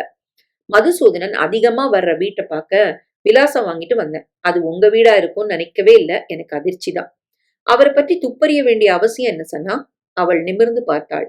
உங்களோட பொதுநல பார்வை என் நகைய உயிரை பணைய வச்சு மீட்ட வேகம் பார்த்து உங்க ரசிகை ஆயிட்டேன். உங்க அம்மா கூட பழகி அவங்க மகளாயிட்டேன். உங்க அப்பா கூட போன்ல பேசி உருகுனேன். அப்பேற்பட்ட குடும்பத்துல மது இருக்கிறது தெரிஞ்சதும் அதிர்ச்சி அடைஞ்சேன். நல்லவங்க கூட ஒரு கிரிமினலுக்கு என்ன வேலை? இல்ல நீங்களும் அவருக்கு உடந்தையா? வசீகரன் ஆடி போனான். கிரிமினல்? என்ன பேசுறீங்க? தப்புதான். அவர் உங்க வீட்டு மாப்பிள்ள. நான் இப்படி பேசினா உங்களுக்கு பிடிக்காது வசி. ஆனா அதுதானே நிஜம். என்ன சொல்றீங்க? எங்க குடும்பம் நேர்மையான குடும்பம் சனா. மது நேர்மையானவர் இல்ல. சரி, உங்க அக்கா புருஷன் அவரு. மகளும் மாப்பிள்ளையும் என்னைக்காவது ஒரு நாள் பிறந்த வீட்டுக்கு வரலாம், தங்கலாம்.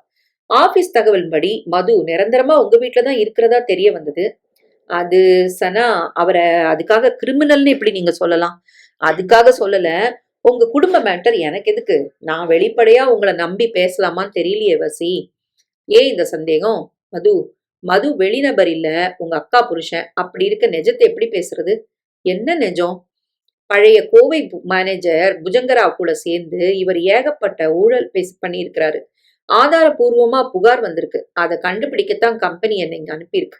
வசீகரன் ஆடி போனான். அவர் மோசடி பண்ணி வாங்கின சொத்துக்களோட பத்திரங்கள் எல்லாம் உங்க வீட்டுல இருக்கு. தான் வீட்டுல வச்சா ரைடு வரலான்னு இங்க வச்சிருக்கிறாரு. இங்க வராதா? வரும். வந்தா நீங்க எல்லாரும் மாட்டுவீங்க. அவரை பெத்தவங்க தப்பிக்க முடியும். என்ன சொல்றீங்க? இப்ப சொல்லுங்க வசி அவரை பத்தி. நொந்து போன வசி அவன் மாப்பிள்ளையாக அடிக்கும் 7-8 வருட அராஜகம், அடக்குமுறை, ஓசிச்சோறு, பைசா செலவழிக்காத தந்திரம், சுயநலத்தின் உச்சம், தனக்கு போடும் அவமானம் என சகலமும் சொல்லி தன் கல்யாணத்தை நடத்த விடாமல் பெற்றவர்களிடமிருந்து தன்னை பறிக்க போடும் சதி வரை சொல்லிவிட்டான். மிரண்டாள் சனா. இத்தனை நாள் அடங்கி கிடந்த நானு இப்ப பேச தொடங்கியாச்சு. அப்பா அம்மா இப்ப என் பக்கம். நேத்து ராத்திரி ரகளையாயிடுச்சு. அக்கா கூட சண்டை. அதான் மூட் அவுட். எனக்குன்னு ஒருத்தி வந்துட்டா வீட்டோட முகம் மாறும் இல்லையா? தன் செல்வாக்கு சரியும்னு பயம். அதனால நடத்துற உள்பூசல் யுத்தம். சனா சில நொடிகள் மௌனமாக இருந்தாள். அக்காவுக்கு ஒரு பெட்ரூம் நிரந்தரமா. அங்க தனி பீரோ, ஏசி, கட்டில், மெத்த, கம்ப்யூட்டர் எல்லாம் உண்டு. அங்க நாங்க யாரும் போக மாட்டோம். நீங்க நினைக்கிறபடி பத்திரங்கள் இருக்க வாய்ப்பு இருக்கு. பாத்தீங்களா வசி, உண்ட வீட்டுக்கு ரெண்டகம். உங்க சோத்தையே தின்னுட்டு நாளைக்கு பிரச்சனை வந்தா உங்களையே மாட்டி விடுற தந்திரம். சனா, சத்தியமா நானும் அப்பா அம்மாவோ அவரோட எந்த மோசடிக்கும் துணை போக மாட்டோம். அக்காவுக்கு கூட தெரிஞ்சிருக்காது. அவளும் தப்பா ஆதரிக்க மாட்டா. எங்க ரத்தம். குட் வசி. முதல் நாளே மது கூட நான் மோதிட்டு அப்புறமா யோசிச்சேன். குத்தவாளி பதுங்கிடக்கூடாதுன்னு தந்திரமா காய்களை நகர்த்த ஆரம்பிச்சிருக்கேன். அதையும் சொன்னாள். அது போதாது. ஆடியோ வீடியோ ஆதாரங்களை ரெடி பண்ணிக்குங்க. இந்த காலத்துல கிரிமினல்கள் சுலபமா தப்பிச்சிருவாங்க. சரி வசி, என் தர்ம சங்கடம் இப்ப என்னன்னா, எல்லாம் ஆதாரத்தோட நிரூபிக்கப்படும் போது உங்க குடும்பமே விசாரணைக்கு ஆளாக நேரிடும். காரணம் எல்லாமே உங்க வீட்டுல இருந்திருக்கு. மதுவே உங்க மேல உள்ள ஒரு பழி உணர்ச்சியில உங்களை மாட்டி விட வாய்ப்பு இருக்கு. எங்க கை சுத்தமாச்சே சனா. அதுல அசுத்தமான ஒரு ஆசாமி இருந்தா உங்க வீட்டுல அழுக்கு படியுமே. வேற வழி இல்ல. இல்ல, இத வேற விதமா கையாளணும். உங்க அப்பா அம்மா மேல நான் ரொம்ப மரியாதை வச்சிருக்கேன். அவங்க மேல ஒரு தூசி கூட படிய விட மாட்டேன். வெள்ளிக்கிழமையில அந்த வீட்டுல கால் பதிச்சு அந்த தாய் காலை தொட்டு வணங்கி குங்குமம் வச்சுக்கிட்டவன் நானு. அதனால யோசிக்கிறேன். அவர் தண்டனையை அனுபவிக்காம தப்பிக்க முடியாது. ஆனா உங்க அக்கா அதை தாங்கி நின்னாகணும். இவரோட மனைவிங்கிற காரணமா அவங்களும் விசாரணைக்கு ஆளாக வேண்டி வரும் வசி. அதுக்காக வருந்தி லாபம் இல்ல சனா. புருஷன் சுயநலக்காரன்னு தெரிஞ்சும் அவன் நடவடிக்கையை பார்த்தும் அவனை கண்டிக்காம எதுக்காம இருக்கிற ஒரு மனைவி அவமானப்பட்டு தான் ஆகணும். வசி, நீங்க பேசலாம், ஆனா உங்க அம்மா அப்பா இதை ஒத்துக்குவாங்களா? ஏன் ஒப்புக்காம என்ன? பெத்த மகளோட வாழ்க்கை கேள்விக்குறியாகும் போது அதை சகிச்சுக்கிற சக்தி எந்த பெற்றோருக்கும் இருக்காது. ஒரு தாயால அதை தாங்கிக்க முடியாது. என் மேல உள்ள பாசம் விடுபட்டு பகையாவும் என் முகத்துல கூட முழிக்க அவங்க விரும்ப மாட்டாங்க. அதான் நடக்கும். இந்த ஒண்ணுதான் எனக்கு உறுத்துது. சரி சனா, அதுக்காக ஒரு கிரிமினலை கையும் களவுமா பிடிச்ச ஒரு பொண்ணோட கடமை உணர்ச்சியை தப்பு சொல்ல முடியுமா? எனக்கும் அகிலா அக்கா தான். அதுக்காக உங்களை நான் வெறுக்கல. இந்த நிமிஷம் உங்களை நினைச்சு நான் பெருமை தானே படுறேன் சனா. அவனை நிமிர்ந்து பார்த்தாள் சனா. அந்த கண்களில் விவரிக்க இயலாத உணர்வுகள் மண்டி கிடந்தது. சரி, மதுவை எப்போ போலீஸ்ல ஒப்படைக்க போறீங்க சனா? அந்த கேள்வியை அவளே எதிர்பார்க்கவில்லை. வசி, நீங்களா? குற்றவாளின்னு தெரிஞ்சப்பறம் நடமாட விடக்கூடாது. தப்பில்லையே. வசி, முக்கிய முழு முதல் குற்றவாளி அந்த புஜங்கராவ் தான். மது திருந்துனா அப்ரூவரா மாறினா மன்னிப்பு உண்டு. குறைந்த தண்டனையோட தப்பிக்கலாம். வாய்ப்பே இல்ல. அந்த ஆள் திருந்த மாட்டான். பேராசை சுயநலம் ரொம்ப அதிகம். சேகரிச்ச சொத்துக்களை விட்டு தருவானா என்ன? ஒரு காலம் எதிர்பார்க்காதீங்க.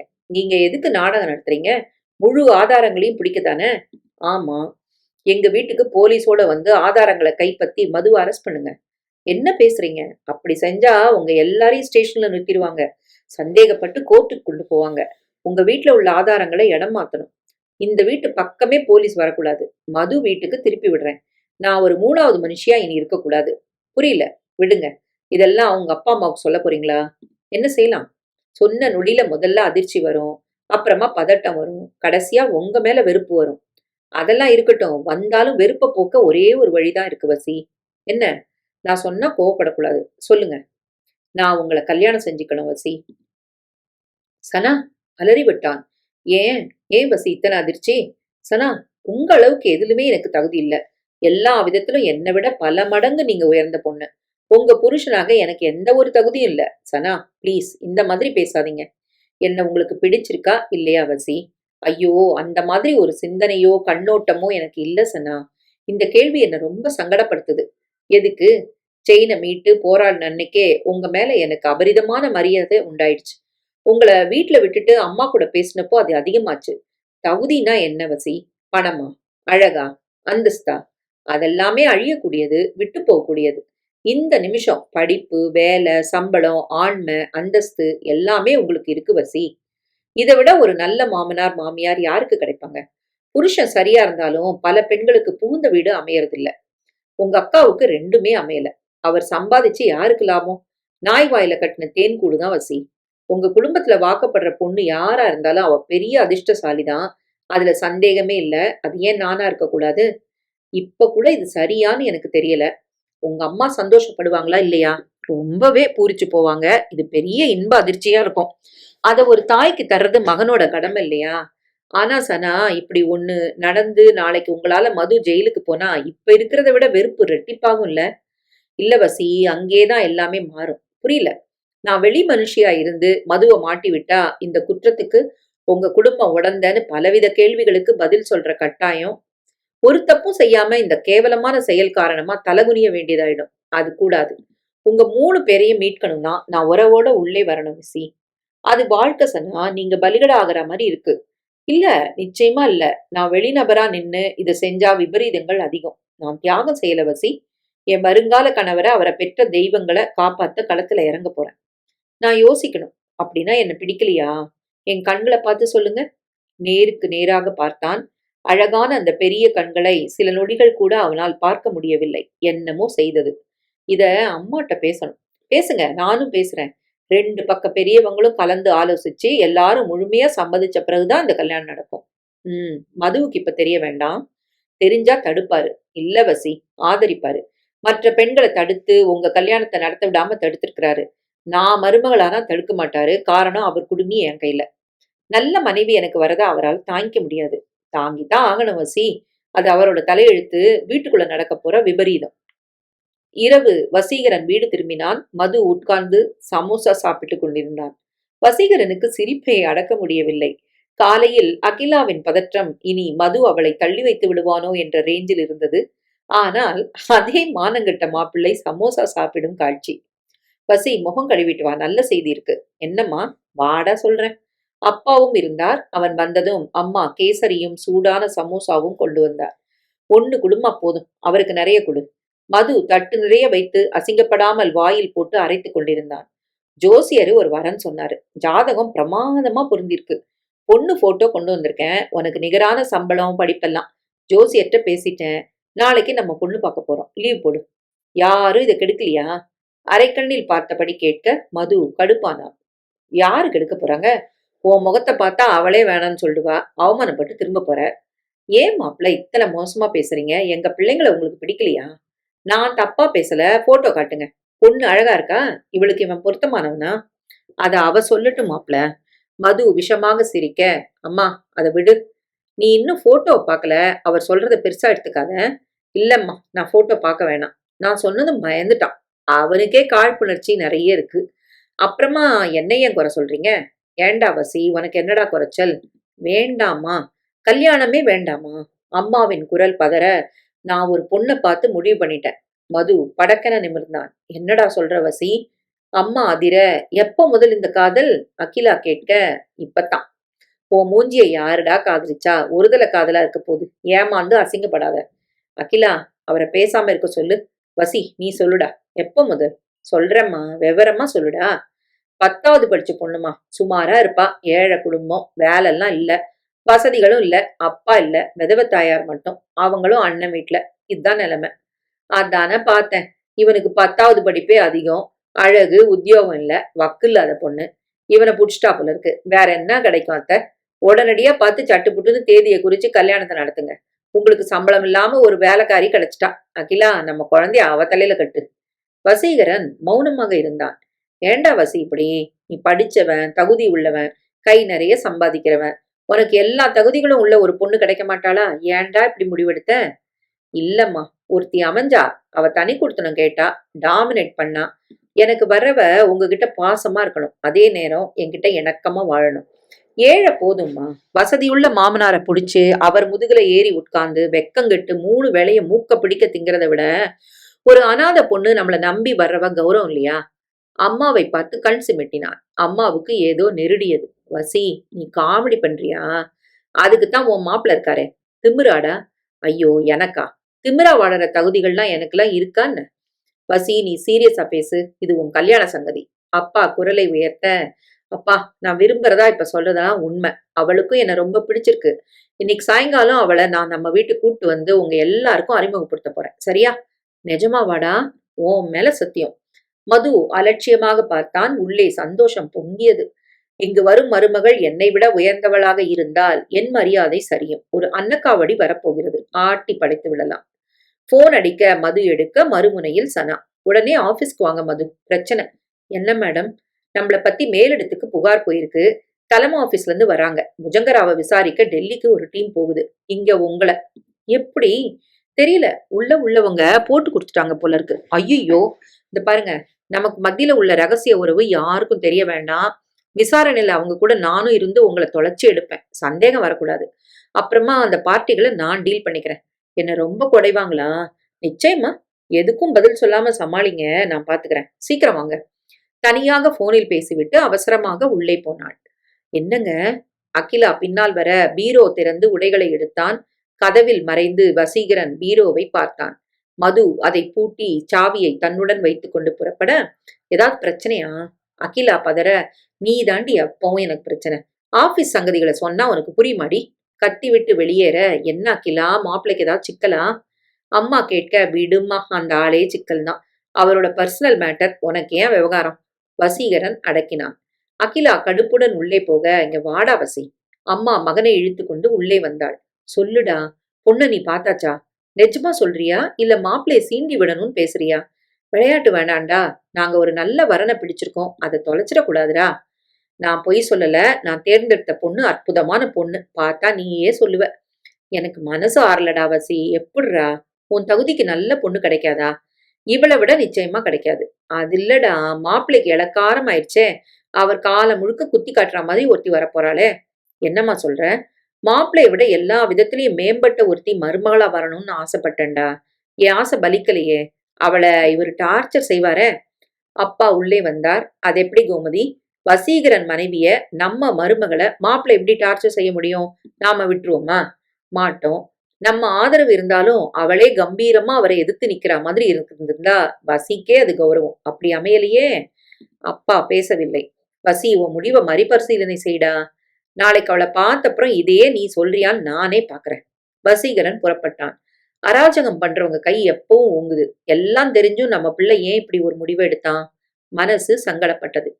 அதே நேரம் மது ஆபீஸுக்குள் பதட்டமாக நுழைய ஆபீஸே பரபரப்பாக இருந்தது.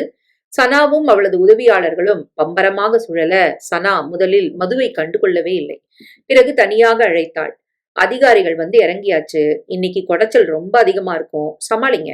நானும் கூடவே இருப்பேன். கூடுமான வரைக்கும் பிரச்சனையை திசை திருப்புறேன். சரி மேடம். சொத்துக்கள், நிலங்கள், பண்ணை வீட்டுக்கான பத்திரங்கள்லாம் எங்க இருக்கு? அது எல்லா விவரங்களும் என்கிட்ட விரல் நுனியில இருக்கு மது. என்கிட்ட மறைச்சா உங்களை காப்பாத்தவே முடியாது. என் மாமியார் வீட்டுலதான். சரி, உடனடியா உங்க மனைவிய குழந்தைய எடுத்துக்கிட்டு உங்க வீட்டுக்கு அனுப்புங்க. ஏன்? ரெய்டு வந்தா உங்க மனைவி பத்தி கேள்வி வரும். நேரா மாமியார் வீட்டுக்கு அவங்கள பார்க்க வந்தா பிடிச்சிருவாங்க. வர்றவங்கள உங்க வீட்டு பக்கம் திருப்பி விடணும். அங்க ஏதாவது இருக்கா? எதுவும் இல்ல. அந்த பக்கம் நான் திருப்பி விட்டுடுறேன். சரி மேடம். உடனே போன் செய்ய அகிலா எடுக்க, நீ குழந்தை தூக்கிட்டு நம்ம வீட்டுக்கு போ உடனே. ஏன்? கேள்வி கேட்காத. யார் கேட்டாலும் பிறந்த வீட்டுல சண்டை, அவங்க பக்கம் போயே 2 வருஷமாச்சுன்னு சொல்லணும். சரிங்க. உடனே போ, மத்தத நான் பேசிக்கிறேன்.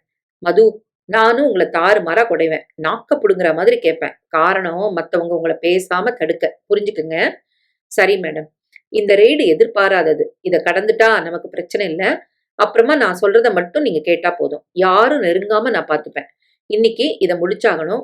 நாளைக்கு எனக்கு பர்சனல் வேலை இருக்கு. என் கல்யாணத்துக்கு அம்மாவும் அண்ணனும் சென்னையில ஒரு வரனை பேசி முடிச்சிருக்காங்க. ஐயோ!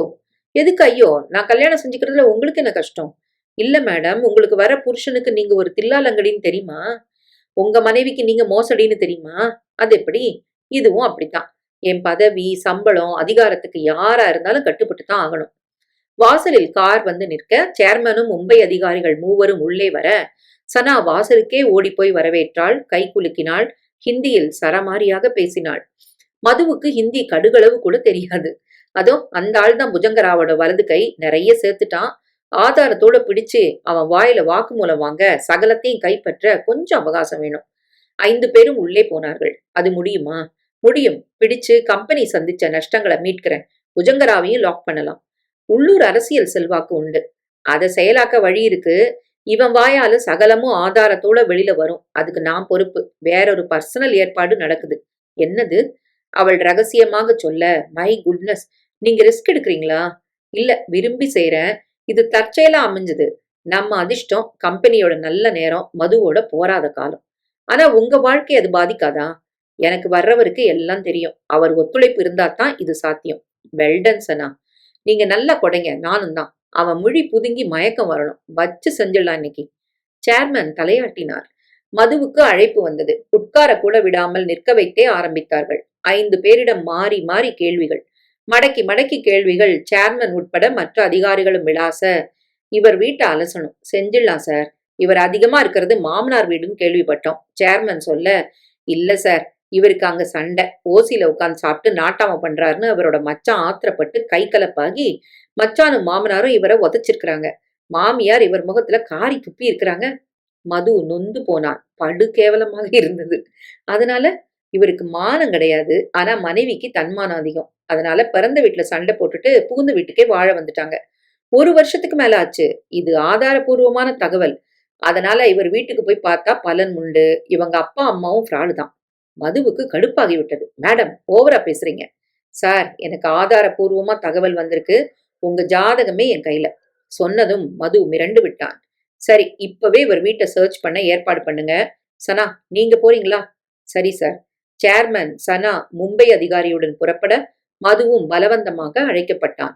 அரை மணியில் அவர்கள் வீட்டை அடைய தடாபுடாவென்று உள்ளே நுழைய, அகிலா, குழந்தை, பெற்றோர் இருக்க, வீட்டை சர்ச் பண்ண வந்திருக்கோம். எதுக்கு? உங்க மகன் மதுமில ஒரு மோசடி ஆசாமி. கம்பெனில நிறைய மோசடி பண்ணி கோடிக்கணக்கா சொத்து வாங்கியிருக்கிறாரு. நீங்கள்லாம் அதுக்கு உடந்த. அகிலா மிரண்டு போக, இது பொய். என் பிள்ளை உத்தமன். அம்மா அலற, உடைங்க சார். உள்ளே புகுந்து விட்டார்கள். வீட்டையே தாறுமாறாக கலைத்தார்கள். எதுவும் இல்லையே சனா. ஒருவேளை மாமனார் வீட்டுல இருக்குமோ? இல்ல சார்.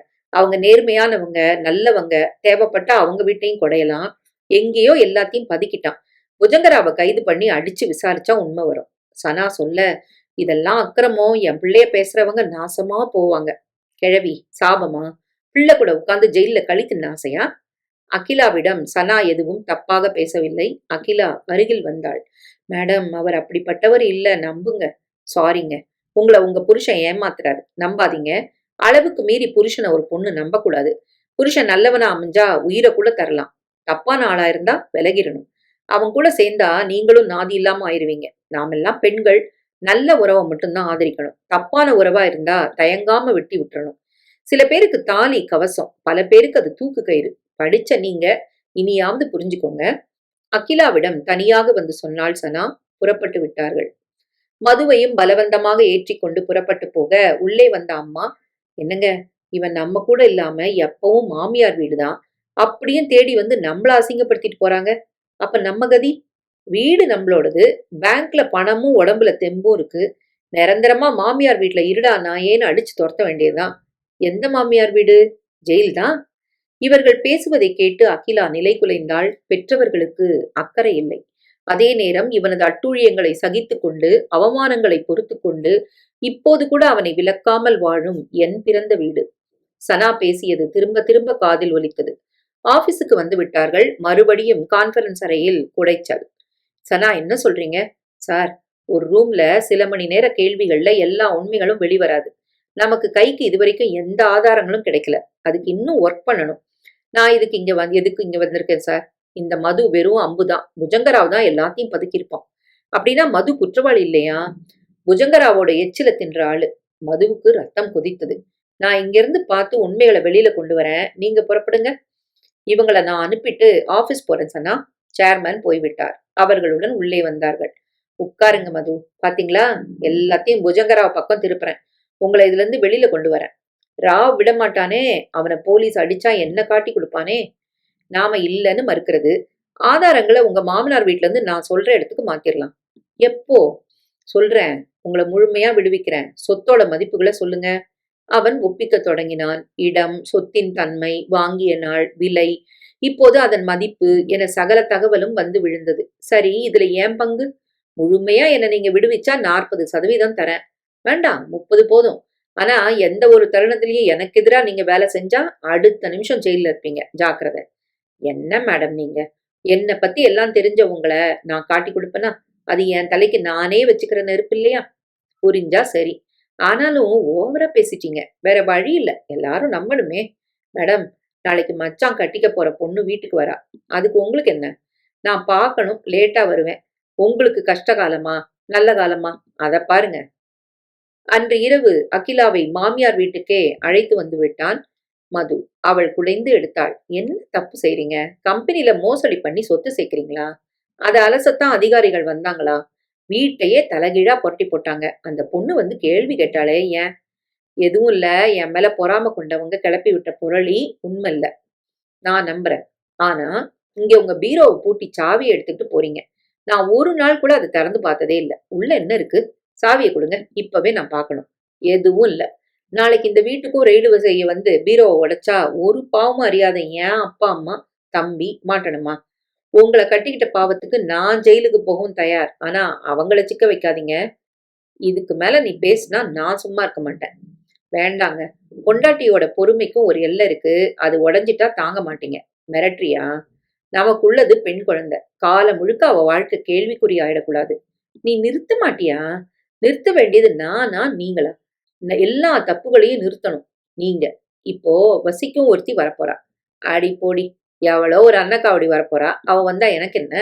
அப்படி சொல்லாதீங்க. அவ இந்த வீட்டு மருமக. கேள்வி கேட்டா கலெக்டரா வரா? இல்ல ஒரு போலீஸ்காரி வரப்போறா? கேள்வி கேட்பாளாம். வளராத அகிலா. இனி ஐயா காட்டுலதான் மழை, போய் படு. அகிலாவுக்கு எரிந்தது. நிச்சயமாக நிறைய தப்புகள் செய்கிறார். ஏதோ ஒரு தைரியத்தில் திமிரா திரிகிறார். சனா சொன்னது காதில் ஒலித்தது. புருஷன் நல்லவனா அமைஞ்சா உயிரை கூட தரலாம். தப்பான ஆளா இருந்தா விலகணும். சில பேருக்கு தாலி கவசம், பல பேருக்கு தூக்கு கயிறு. அவள் இவரது உயர் அதிகாரி. இவரது மோசடி தெரிந்துதான் தனியாக வந்து சொல்கிறாள். சரியான வார்த்தைகள். சகிப்புத்தன்மைக்கும் ஒரு அளவு உண்டு. அது எல்லை மீறினால் என்றைக்குமே விதண்டாவாதம்தான்.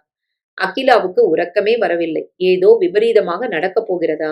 நாளைய விடியல் நல்லதாக படவில்லை. இந்த வீட்டுக்கு ரெய்டு ரெய்டு வந்தா இங்க வாழ்ற என் அப்பா தம்பியோட நிலை என்ன? அவர்களை நான் எச்சரிக்க வேண்டிய கட்டத்துக்கு நகர்ந்துட்டேனா? எதுவும் பேசாம இருந்துட்டா பிறந்த வீட்டுக்கு நான் செய்யற பச்சை துரோகம் இல்ல? அப்படி என்ன பதிபக்தி? தாலிய பிடிச்சு தொங்கிக்கிட்டு நல்லவங்களை கைவிட்டா பெண் குலமே என்ன மன்னிக்காது. இதுக்கு ஒரு முடிவு கட்டணும்.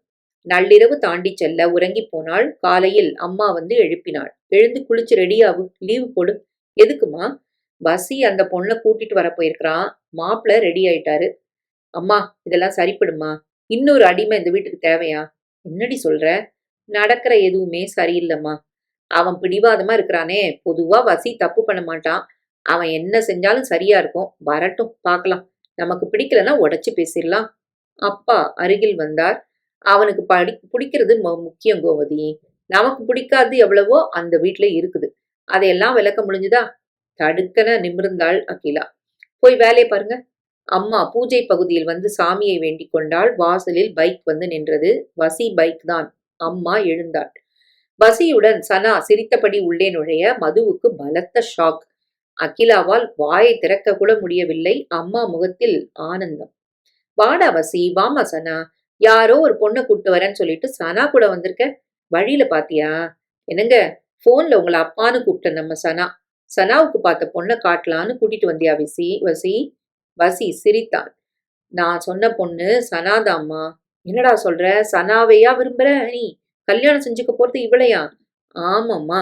10வது தான் படிச்சிருக்கா, வேலை இல்லைன்னு சொன்ன. உன்னை கொஞ்சம் மிரள வைக்கத்தான் அதெல்லாம். இப்ப என்ன சொல்ல போற? சனா வேணுமா வேண்டாமா? அம்மா ஆனந்தம் தாங்காமல் தலை கிறுகிறுத்து விழப்போனாள். சனா வந்து தாங்கி பிடித்தாள். அப்பா, தண்ணி கொண்டு வாங்க. அவர் கொண்டு வர அம்மா முகத்தில் தெளித்தாள். அம்மா பாருங்க, இன்ப அதிர்ச்சி தான். அம்மாவை உட்கார வைத்தாள். அகிலா, நான் சொன்ன சனா இவதான். இத நான் எதிர்பார்க்கவே இல்லை. தெரியுமா? உனக்கு தெரியுமா? எப்படி? சனா முந்தி கொண்டாள். அண்ணன் என் கம்பெனில எனக்கு கீழே தான் ஊழியரா இருக்கிறாரு. அன்னைக்கு தெரிஞ்சிருக்கும். அண்ணனா? வசி கேட்க, தம்பி, நீங்க புருஷன்னா அவர் எனக்கு அண்ணன் தானே. ஆனா அத்தை மாமாவை மட்டும் அப்பா அம்மான்னு தான் நான் கூப்பிடுவேன். சரியா? அம்மா பாவமாக பார்த்தாள். ஆனா இதெல்லாம் நிஜம்தானா? வசியை விட பல மடங்கு உயர்ந்தவமா நீ. படிப்பு, வேலை, பதவி, சம்பளம் இப்படி எல்லாம் பல மடங்கு பெருசாயிடுச்சே. எப்படிமா? சனா எழுந்து வந்தாள். அப்படி இருந்தா கல்யாணம் நடக்க கூடாதாம்மா? அண்ணனை கேட்கலாம். என்னென்ன? சாரிம்மா, ஆபீஸ்ல மதுன்னு தான் கூப்பிடுவேன். அங்க நான் மேலதிகாரி. ஆனா இங்க இவர் அண்ணன் தானே. சொல்லுங்க அண்ணன், வசிய நான் கட்டிக்க கூடாதா? இந்த வீட்டுக்கு மருமகளா வரக்கூடாதா? தீர்ப்ப நீங்க சொல்லுங்க. வேணான்னா இப்படியே போயிடுறேன். நீங்க சம்மதிச்சா கட்டிக்கிறேன். சொல்லுங்க. அவனது பார்வை சுழல அம்மா மிரண்டாள். மாப்பிள்ளையால இதை தாங்கிக்கல முடியல. அவளை விட அவர் கீழே இவ அதிகாரி சம்மதிப்பாரா? ஒரு காலம் நடக்காது. இதுக்கு ஏம்மா வர கேக்குற? கேட்காம வீட்டு பிள்ளை சம்மதம் இல்லாம எப்படி கல்யாணம் நடக்கும்? சொல்லுங்க அண்ணன், சொல்லுங்க. இமான் அண்ணாச்சி ஸ்டைலில் கேட்க, நடப்பது எதையுமே சற்றும் எதிர்பாராமல் மிகப்பெரிய அதிர்ச்சியில் பாதி மறந்து போயிருந்த மதுவுக்கே நாக்கே வரவில்லை. இவளா வசீகரன் மனைவி? இவளா இந்த வீட்டு மருமகள்? எப்படி பழக்கம்? வசீகரனை எப்படி தேர்ந்தெடுத்தாள்? இவள் இந்த வீட்டு மருமகளானால் என் கதி என்ன? இவளை வரவேற்க முடியாது. வேண்டாம் என மறுத்தால் என் கதை. எனது சகல ஊழலும் தெரிந்தவள், மேலதிகாரி. இவளது கைகளில் செல்வாக்குள்ள காவலில் நான் தப்பிக்க இவள் உதவி வேண்டும். அண்ணன் ஏன் பேசல? நான் வேண்டாமா? இந்த வீட்டுக்கு நான் மருமகளா வர்றது உங்களுக்கு பிடிக்கலையா? அருகில் வந்தாள். குரலை தழைத்து, நான் இங்க வர்றதுதான் உனக்கு பாதுகாப்பு. யோசிச்சு பதில் சொல்லு. இந்த பக்கம் திரும்பினால் அகிலா ஒரு மாதிரி ஸ்தம்பித்து நின்றாள். அருகில் வந்தாள். உங்க வீட்டுக்கு ரெய்டுக்கு வந்த சங்கதிகள் இந்த வீட்டு பெரியவங்களுக்கு தெரிய வேண்டாம். அகிலாவிற்கு சிரிப்பதா அழுவதா என்று தெரியவில்லை. சனாவை வசி எப்படி தேர்ந்தெடுத்தான்? இது திட்டமிட்ட சங்கதியா? இவள் மும்பையிலிருந்து சமீபத்தில் வந்த அதிகாரி. அந்த ஒரு செயின் விபத்தில் இவளை காப்பாற்றி செயினை மீட்டு இவள் கொண்டு விட வீட்டுக்கு வந்து அம்மா அப்பாவிடம் ஒட்டிக்கொண்டு அத்தனையும் மின்னல் வேகத்தில் நடந்துவிட்டது. அது கல்யாணத்தில் முடிந்து இவள் மருமகளாக போகிறாளா? தன்னை விட மேலாக உயர்ந்த ஒரு பெண் கூட இந்த வீட்டுக்கு மருமகளாக வருவது மதுவால் பொறுக்க முடியாது. சனா மருமகளாக வருவது விதியா, இல்லை இவன் ஆடும் ஆட்டத்துக்கு தெய்வம் தரும் தண்டனையா? அகிலாவிற்கு உடம்பு சோர்ந்து போனது. அம்மா, அண்ணன் பதில் சொல்லல. அவருக்கு பிடிக்கல. அண்ணன் பேசல. இனி நான் பேசலாம். மது தலை குனிந்தான். இல்ல இல்ல, இன்ப அதிர்ச்சி. நீங்க ஒரு நல்ல பொண்ணு மேடம். நீங்களே இந்த குடும்பத்துக்கு மருமகளா வந்தது சிறப்பு. நான் தடுப்பனா? சந்தோஷமா வரவேற்பேன். வசீகரன் ரொம்ப கொடுத்து வச்சிருக்கான். இந்த கல்யாணம் கண்டிப்பா நடக்கணும். நானே முன்னால நின்னு இதை நடத்தி வைக்கிறேன். அவன் சொல்ல பெரியவர்கள் முகம் குபீரென மலர அகிலா எதிர்பார்த்த பதில்தான் இது. அம்மா அருகில் வந்த சனாவை உச்சி முகர்ந்து முத்தமிட்டாள். மாப்பிள்ளையே சொல்லிட்டாரு. சனா, உன் ராசி அப்படி பேசாதவங்கள கூட நீ பேச வைப்ப. உன் முகராசி என்னங்க, அப்பேற்பட்ட அதிர்ஷ்ட தேவதைய நம்ம பிள்ளை கொண்டு வந்திருக்கான். என் வசி எது செஞ்சாலும் அது சரியா இருக்கும். அப்பா அருகில் வந்தார். சனா, நான் கேக்குறேன்னு தப்பா நினைக்காத. வசியை விட பல மடங்கு உயர்ந்தவ நீ. தாம்பத்திய வாழ்க்கை குழப்பில்லாம நடக்குமா? அப்பா, பதவி, பணம், படிப்பு இதெல்லாம் முக்கியம். வாழ்க்கை சக்கரத்தை சரியா ஓட்ட இதெல்லாம் தேவை. ஆனா உறவு, பாசம், மரியாதை, விருப்பம் இதுக்கெல்லாம் மனசு மட்டும் போதும். வசியை விட நேர்மையான சமூக பொறுப்புள்ள பாசமான ஒருத்தர் கிடைக்க மாட்டாரு. பெத்தவங்களை தோல்ல தூக்கி வச்சவரு மனைவிய மடியில வச்சு தாங்குவாரு. உங்களை மாதிரி மாமா அத்தை யாருக்கு கிடைக்காது? பதவி, பணம் எல்லாம் வெளியே. அவருக்கு நான் நல்ல மனைவி, அன்பான மருமகள். போதுமா? அம்மா அப்பா உச்சி குளிர்ந்து போக வசீகரன் இருவரையும் நெருங்கினான். இப்ப திருப்தியா? ரொம்ப. ஏம்மா, சனா உன் வீட்டு பெரியவங்களை நாங்க பார்த்து பேசணும். எங்க, எப்போ? அம்மா, நான் மும்பைக்கு நேத்தே தகவல் தந்தாச்சு. ஃப்ளைட் டிக்கெட் போட்டாச்சு. அம்மா, அண்ணன், அண்ணி இன்னும் 1 மணி நேரத்துல விமானம் ஏறிடுவாங்க. கும்பகோணத்துல மாமா அத்தை இருக்கிறாங்க. இன்னைக்கு சாயங்காலம் 6 மணிக்கு எல்லாரும் இங்க வருவாங்க உங்களை பார்க்க. முறையா 2 குடும்பமும் பேசி தேதியை குறிங்கம்மா. பிரமாதம். எல்லா ஏற்பாடுகளும் நீயே செஞ்சிட்டியா? அம்மா, உங்க மேல உள்ள நம்பிக்கை தான் என்ன வேண்டான்னு சொல்ல மாட்டீங்கன்னு. சந்தோஷம்மா. டிஃபன் ரெடி பண்றேன். நான் வந்து உங்களுக்கு உதவி செஞ்சு தரேன். அண்ணனுக்கு பூரி குருமா பிடிக்கும்ல? சமையல் அறைக்குள் நுழைய பாதி மறித்திருந்தான் மது. அகிலா ஒரு மாதிரி உறைந்து போயிருந்தாள். அகிலா, நீ வந்து உதவி பண்ணு. அம்மா, அழைக்க வேண்டாம். அவங்க இந்த வீட்டு பொண்ணு. கையில குழந்தை வேற. நாம செஞ்சுக்கலாம். இனி நான் தான் வந்துட்டனே. மது உள்ளே வந்து விட்டான். தலை சுழன்றது. ஆபீஸில் ரெய்டு வந்தபோது என் வீட்டுக்கு ஏன் அத திசை திருப்பினன்னு மத்தவங்க முன்னாடி என்னை விலக்கி தனியா கை கோர்த்து கொண்டாள். அது நிஜமா? இந்த வீட்டுக்கு இவள் மருமகளாக வருகிறாள் என்றால் இது என்னை பிடிக்க இவள் வைக்கும் பொறியா இது? பெரியவர்களிடம் பேசும்போது அளவுக்கு மீறின பவ்யம் இவள் எனக்கு சாதகமாக இருப்பாளா? சந்தேகம் வந்தது. முதலில் கண்டிப்பாக இருந்தவள் பின் கைகோர்த்து கொண்டு விட்டாள். ஏன்? இவளை நம்பி நான் சகலமும் உளறிவிட்டேனா? பத்திரங்கள் இந்த வீட்டில் இருப்பது கூட தெரிந்து விட்டதே. நிச்சயமாக இவளிடம் இருந்து தப்ப முடியாது. எனக்கு இவள் சாதகமா இல்லை பாதகமா? இவளை எப்படி நம்புவது? குடல் வாய்க்கு வந்து விட்டது. வாசமாக சிக்கிக் கொண்டேனோ? ஆபீஸில் மட்டுமில்லாமல் வீட்டிலும் மாட்டிக்கொண்டேனே. புஜங்கராவுக்கு தான் அரசியல் செல்வாக்கு, எனக்கு இல்லை. நான் என்ன செய்வது? அண்ணனுக்கு நான் கொண்டு போய் கொடுக்கிறேன். உள்ளே வந்தாள் பூரியுடன். நீ நல்லவளா கெட்டவளா? உன் கூட கூட்டு சேர்ந்தா நான் எப்படி நல்லவளா முடியும்? உன்னை மாட்டி விட மாட்டேன். நம்பு. என்ன நீ நம்புனா உன்னை காப்பாத்துவேன். அண்ணன், எப்படி இருக்கு? சாப்பிடுங்க. சிரித்தபடி வெளியே வந்தாள். சகலமும் அகிலா பார்த்து கொண்டிருந்தாள். அன்று மாலை 6 மணிக்கு அம்மா, அண்ணன், அண்ணி மற்றும் மாமா குடும்பத்தை அவளே அழைத்து வந்தாள். எல்லோரும் மனம் விட்டு சந்தோஷமாக பேசினார்கள். பழகத் தொடங்கி 1 மணி நேரத்தில் மனதுக்கு மிகவும் பிடித்து போக பல வருடங்கள் பழகினதைப் போல ஒட்டி கொண்டு விட்டார்கள். அம்மாவும் இங்கே வெளிப்படையாக பேசினாள். மருமக என் பிள்ளைய விட ஒசத்தியால இருக்கா? இல்லைங்க, நாங்க அப்படி நினைக்கல. வீட்டுக்குள்ள அவ ஒரு நல்ல மனைவியா, அன்பான மருமகளா இருப்பா. நீங்க சந்தோஷமா இருக்கலாம். கடமையை தவற மாட்டா. மும்பைல வாழ்ந்தாலும் நாங்களும் தமிழ்கள் தான். இங்கேயே அவளுக்கு வாழ்க்கை அமைய கடவுளா பார்த்து அவளை கொண்டு வந்துட்டாரு. சரி, மேற்கொண்டு பேசிடலாம். அண்ணன், அண்ணி ஆரம்பித்தார்கள். அவ சம்பாதிச்சதும் இருக்கு, அவளுக்கு நாங்க சேர்த்து வச்சதும் இருக்கு. கல்யாணத்தை பிரம்மாண்டமா நடத்தலாம். எல்லா சீர்வரிசைகளோட பெரிய மண்டபத்துல ஊரே மெச்சிங்கும்படி செய்யலாம். ஆனா எந்த ஆசையும் எங்களுக்கோ எங்க பிள்ளைக்கோ இல்ல. தகுதிகள் பல கோடிக்கு சமம். வரப்போற மகாலட்சுமி அவளை சீர் கொண்டு வர சொல்ல மாட்டோம். தேதிய உடனே குறிச்சு எளிமையா கோவில்ல வச்சு கல்யாணத்தை நடத்தி ஹோட்டல்ல ரிசப்ஷனும் நடத்துவோம். அது போதும். பஞ்சாங்கம் எடுக்க இன்னைக்கு திங்கள், வர வெள்ளி நல்லா இருக்கு. நடத்திடலாமா? நிச்சயமா. முடியுமா? அப்பா முன் வந்தார். எல்லா ஏற்பாடுகளையும் நானே செய்யறேன். கோயில், ஹோட்டல் எல்லாம் நாளைக்கு ஏற்பாடு பண்ணலாம். வசீகரன், அவரது அப்பா, சனா, அண்ணா, அண்ணி ஆகிய 5 குழு அமர்ந்தார்கள். மதுவை எதிலும் சேர்க்கவில்லை. அன்று இரவு உணவு தயாராகிவிட்டது. அகிலாவும் உற்சாகமாக செயல்பட மது ஒதுங்கி உள்ளே போனான். இது சரியில்லை. யாருமே தப்பான ஆட்களாக தெரியவில்லை. இவள் நிச்சயமாக நாடம் ஆடுகிறாள். இவள் புத்திசாலி, சரியாக பயன்படுத்தி கொண்டாள். நான் இவளை நம்பி உளறிவிட்டேன். எல்லாம் சொல்லிவிட்டேன். தப்பில்லை. பத்திரங்கள் மாட்டாதவரை என் மேல் குற்றம் சுமத்த முடியாது. இதை இங்கிருந்து 3 நாட்களில் எடுத்துவிட வேண்டும். 3 நாளில் முடியாவிட்டால் வெள்ளி இவள் கழுத்தில் தாலி ஏறி இவள் மருமகளாக உள்ளே வந்து விடுவாள். அதன் பிறகு நான் எதுவும் செய்ய இயலாது. உறவோடு உள்ளே வந்து என்னை அழிக்க தீர்மானித்து விட்டாள். இனி அசட்டுத்தனமாக இருக்கக்கூடாது. முதலில் ஆதாரங்களை அப்புறப்படுத்த வேண்டும். அடுத்தபடியாக சனா கழுத்தில் வசீகரன் தாலி ஏறக்கூடாது.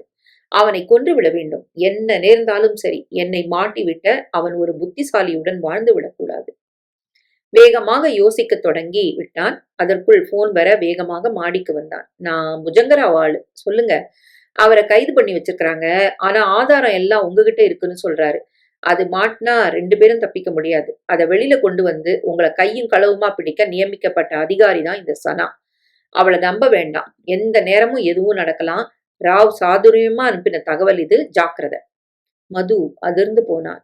நான் நினைச்சது நடக்குது. சனா சதிகாரி தான். என்கிட்ட வேஷம் போட்டிருக்கா. நான் முழிச்சுக்கலன்னா மாட்டிக்குவேன். திங்கள் முடிஞ்சாச்சு. நடுவுல 3 நாள். வெள்ளிக்கிழமை இவங்களுக்கு விடியக்கூடாது. வந்தவர்கள் புறப்பட்டு போக வீடே கலகலப்பாக இருந்தது.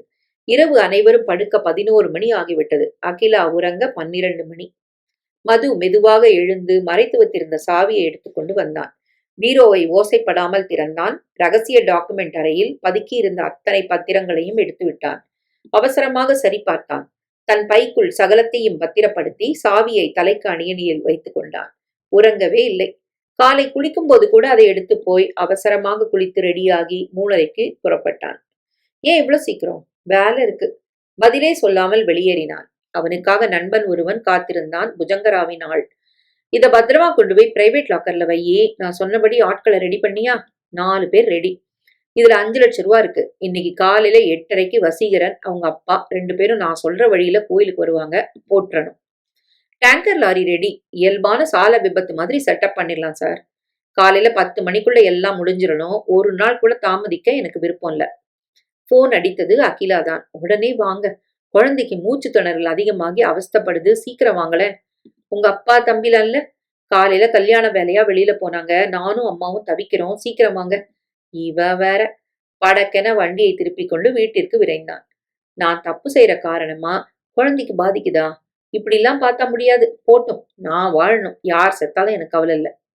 வீட்டுக்குள் அவன் நுழைய சனா குழந்தைக்கு முதலுதவி செய்து கொண்டிருந்தாள்.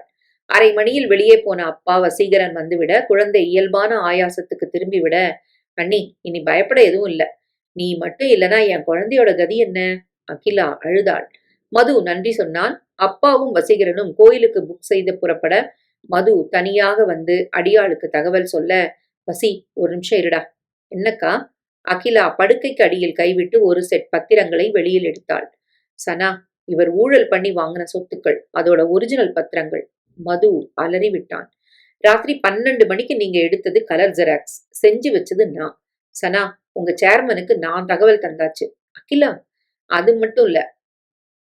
அப்பாவ தம்பிய கொல்ல டேங்கர் லாரி ஏற்பாடு பண்ணியிருக்கிறாரு. இவர் செல்போன்ல பேசுறத ட்ராக் வியூ ஆப்ல நான் பார்த்தாச்சு. அம்மா அலறி விட்டால் வாசலில் போலீஸ் வந்து நின்றது. கூடவே கம்பெனி சேர்மனும். போலீஸ் மதுவை வளைத்து பிடிக்க அவன் முகத்தில் கொலை வெறி. பாதகத்தி, கட்டின புருஷனே நீயே காட்டி கொடுத்துட்டியாடி. இத்தனை நாள் உனக்கு ஆதரவா நின்னு இவங்களெல்லாம் கஷ்டப்படுத்தினதுக்கு இது பரிகாரம். என் தம்பி பொண்டாட்டி வந்து நாத்தனார் புருஷனை ஜெயிலுக்கு அனுப்புனான்னு அவ பழி சுமக்க கூடாது. அன்னைக்கு அங்க ரெய்டு வந்தப்போ சனா என்னை தனியா கூப்பிட்டு கேட்ட சில கேள்விகள் என் கண்களை திறந்துடுச்சு. ஒரு தப்பான புருஷன் மேல பதிபக்தி வச்சு பிறந்த வீட்டை நோகடிச்சு பாவியா இருக்க நான் விரும்பல. கூட்டிட்டு போங்க இந்த ஆளு. நீ ஜெயில இருந்து திரும்பி வரதுக்குள்ள விவாகரத்து ஆயிடும். இனியும் உன் கூட வாழ்ந்தா நான் ஒரு நல்ல தாய்க்கு பிறந்ததுக்கு அர்த்தமே இல்ல. இழுத்துட்டு போங்க இந்த படுபாவிய. மதுவை ஜீப்பில் ஏற்றினார்கள். அப்பா அம்மா அகிலாவை கட்டி கொண்டு கதற, தயவு செஞ்சு யாரும் அழாதீங்க. ஒரு அநீதி முறியடிக்கப்பட்டது. நல்லது நடந்திருக்கு இந்த வீட்டுல. மகாலட்சுமி வரப்போறா. வெள்ளிக்கிழமை குறிச்ச முகூர்த்தத்துல கல்யாணம் நடந்தே தீரணும். சாரிடா தம்பி, இனி உனக்கு எல்லாம் நல்லதுதான் நடக்கும். அக்கா, சனா, உனக்கும் வசிக்கும் நான் பாரம் இல்ல. நானும் சம்பாதிக்கிற காரணமா என் குழந்தைய கிரச்சில விட்டுட்டு நான் தனியா வாழ போறேன். வேண்டாம் நீ.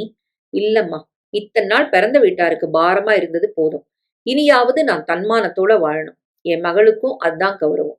உங்க ஆதரவும் அன்பும் மட்டும் போதும். எனக்கு ஒரு வீட்டை பாரு சனா. சனா தன்மானம் உள்ள தன் நாத்தனார் அகிலாவை கட்டி தழுவி முத்தமிட்டாள்.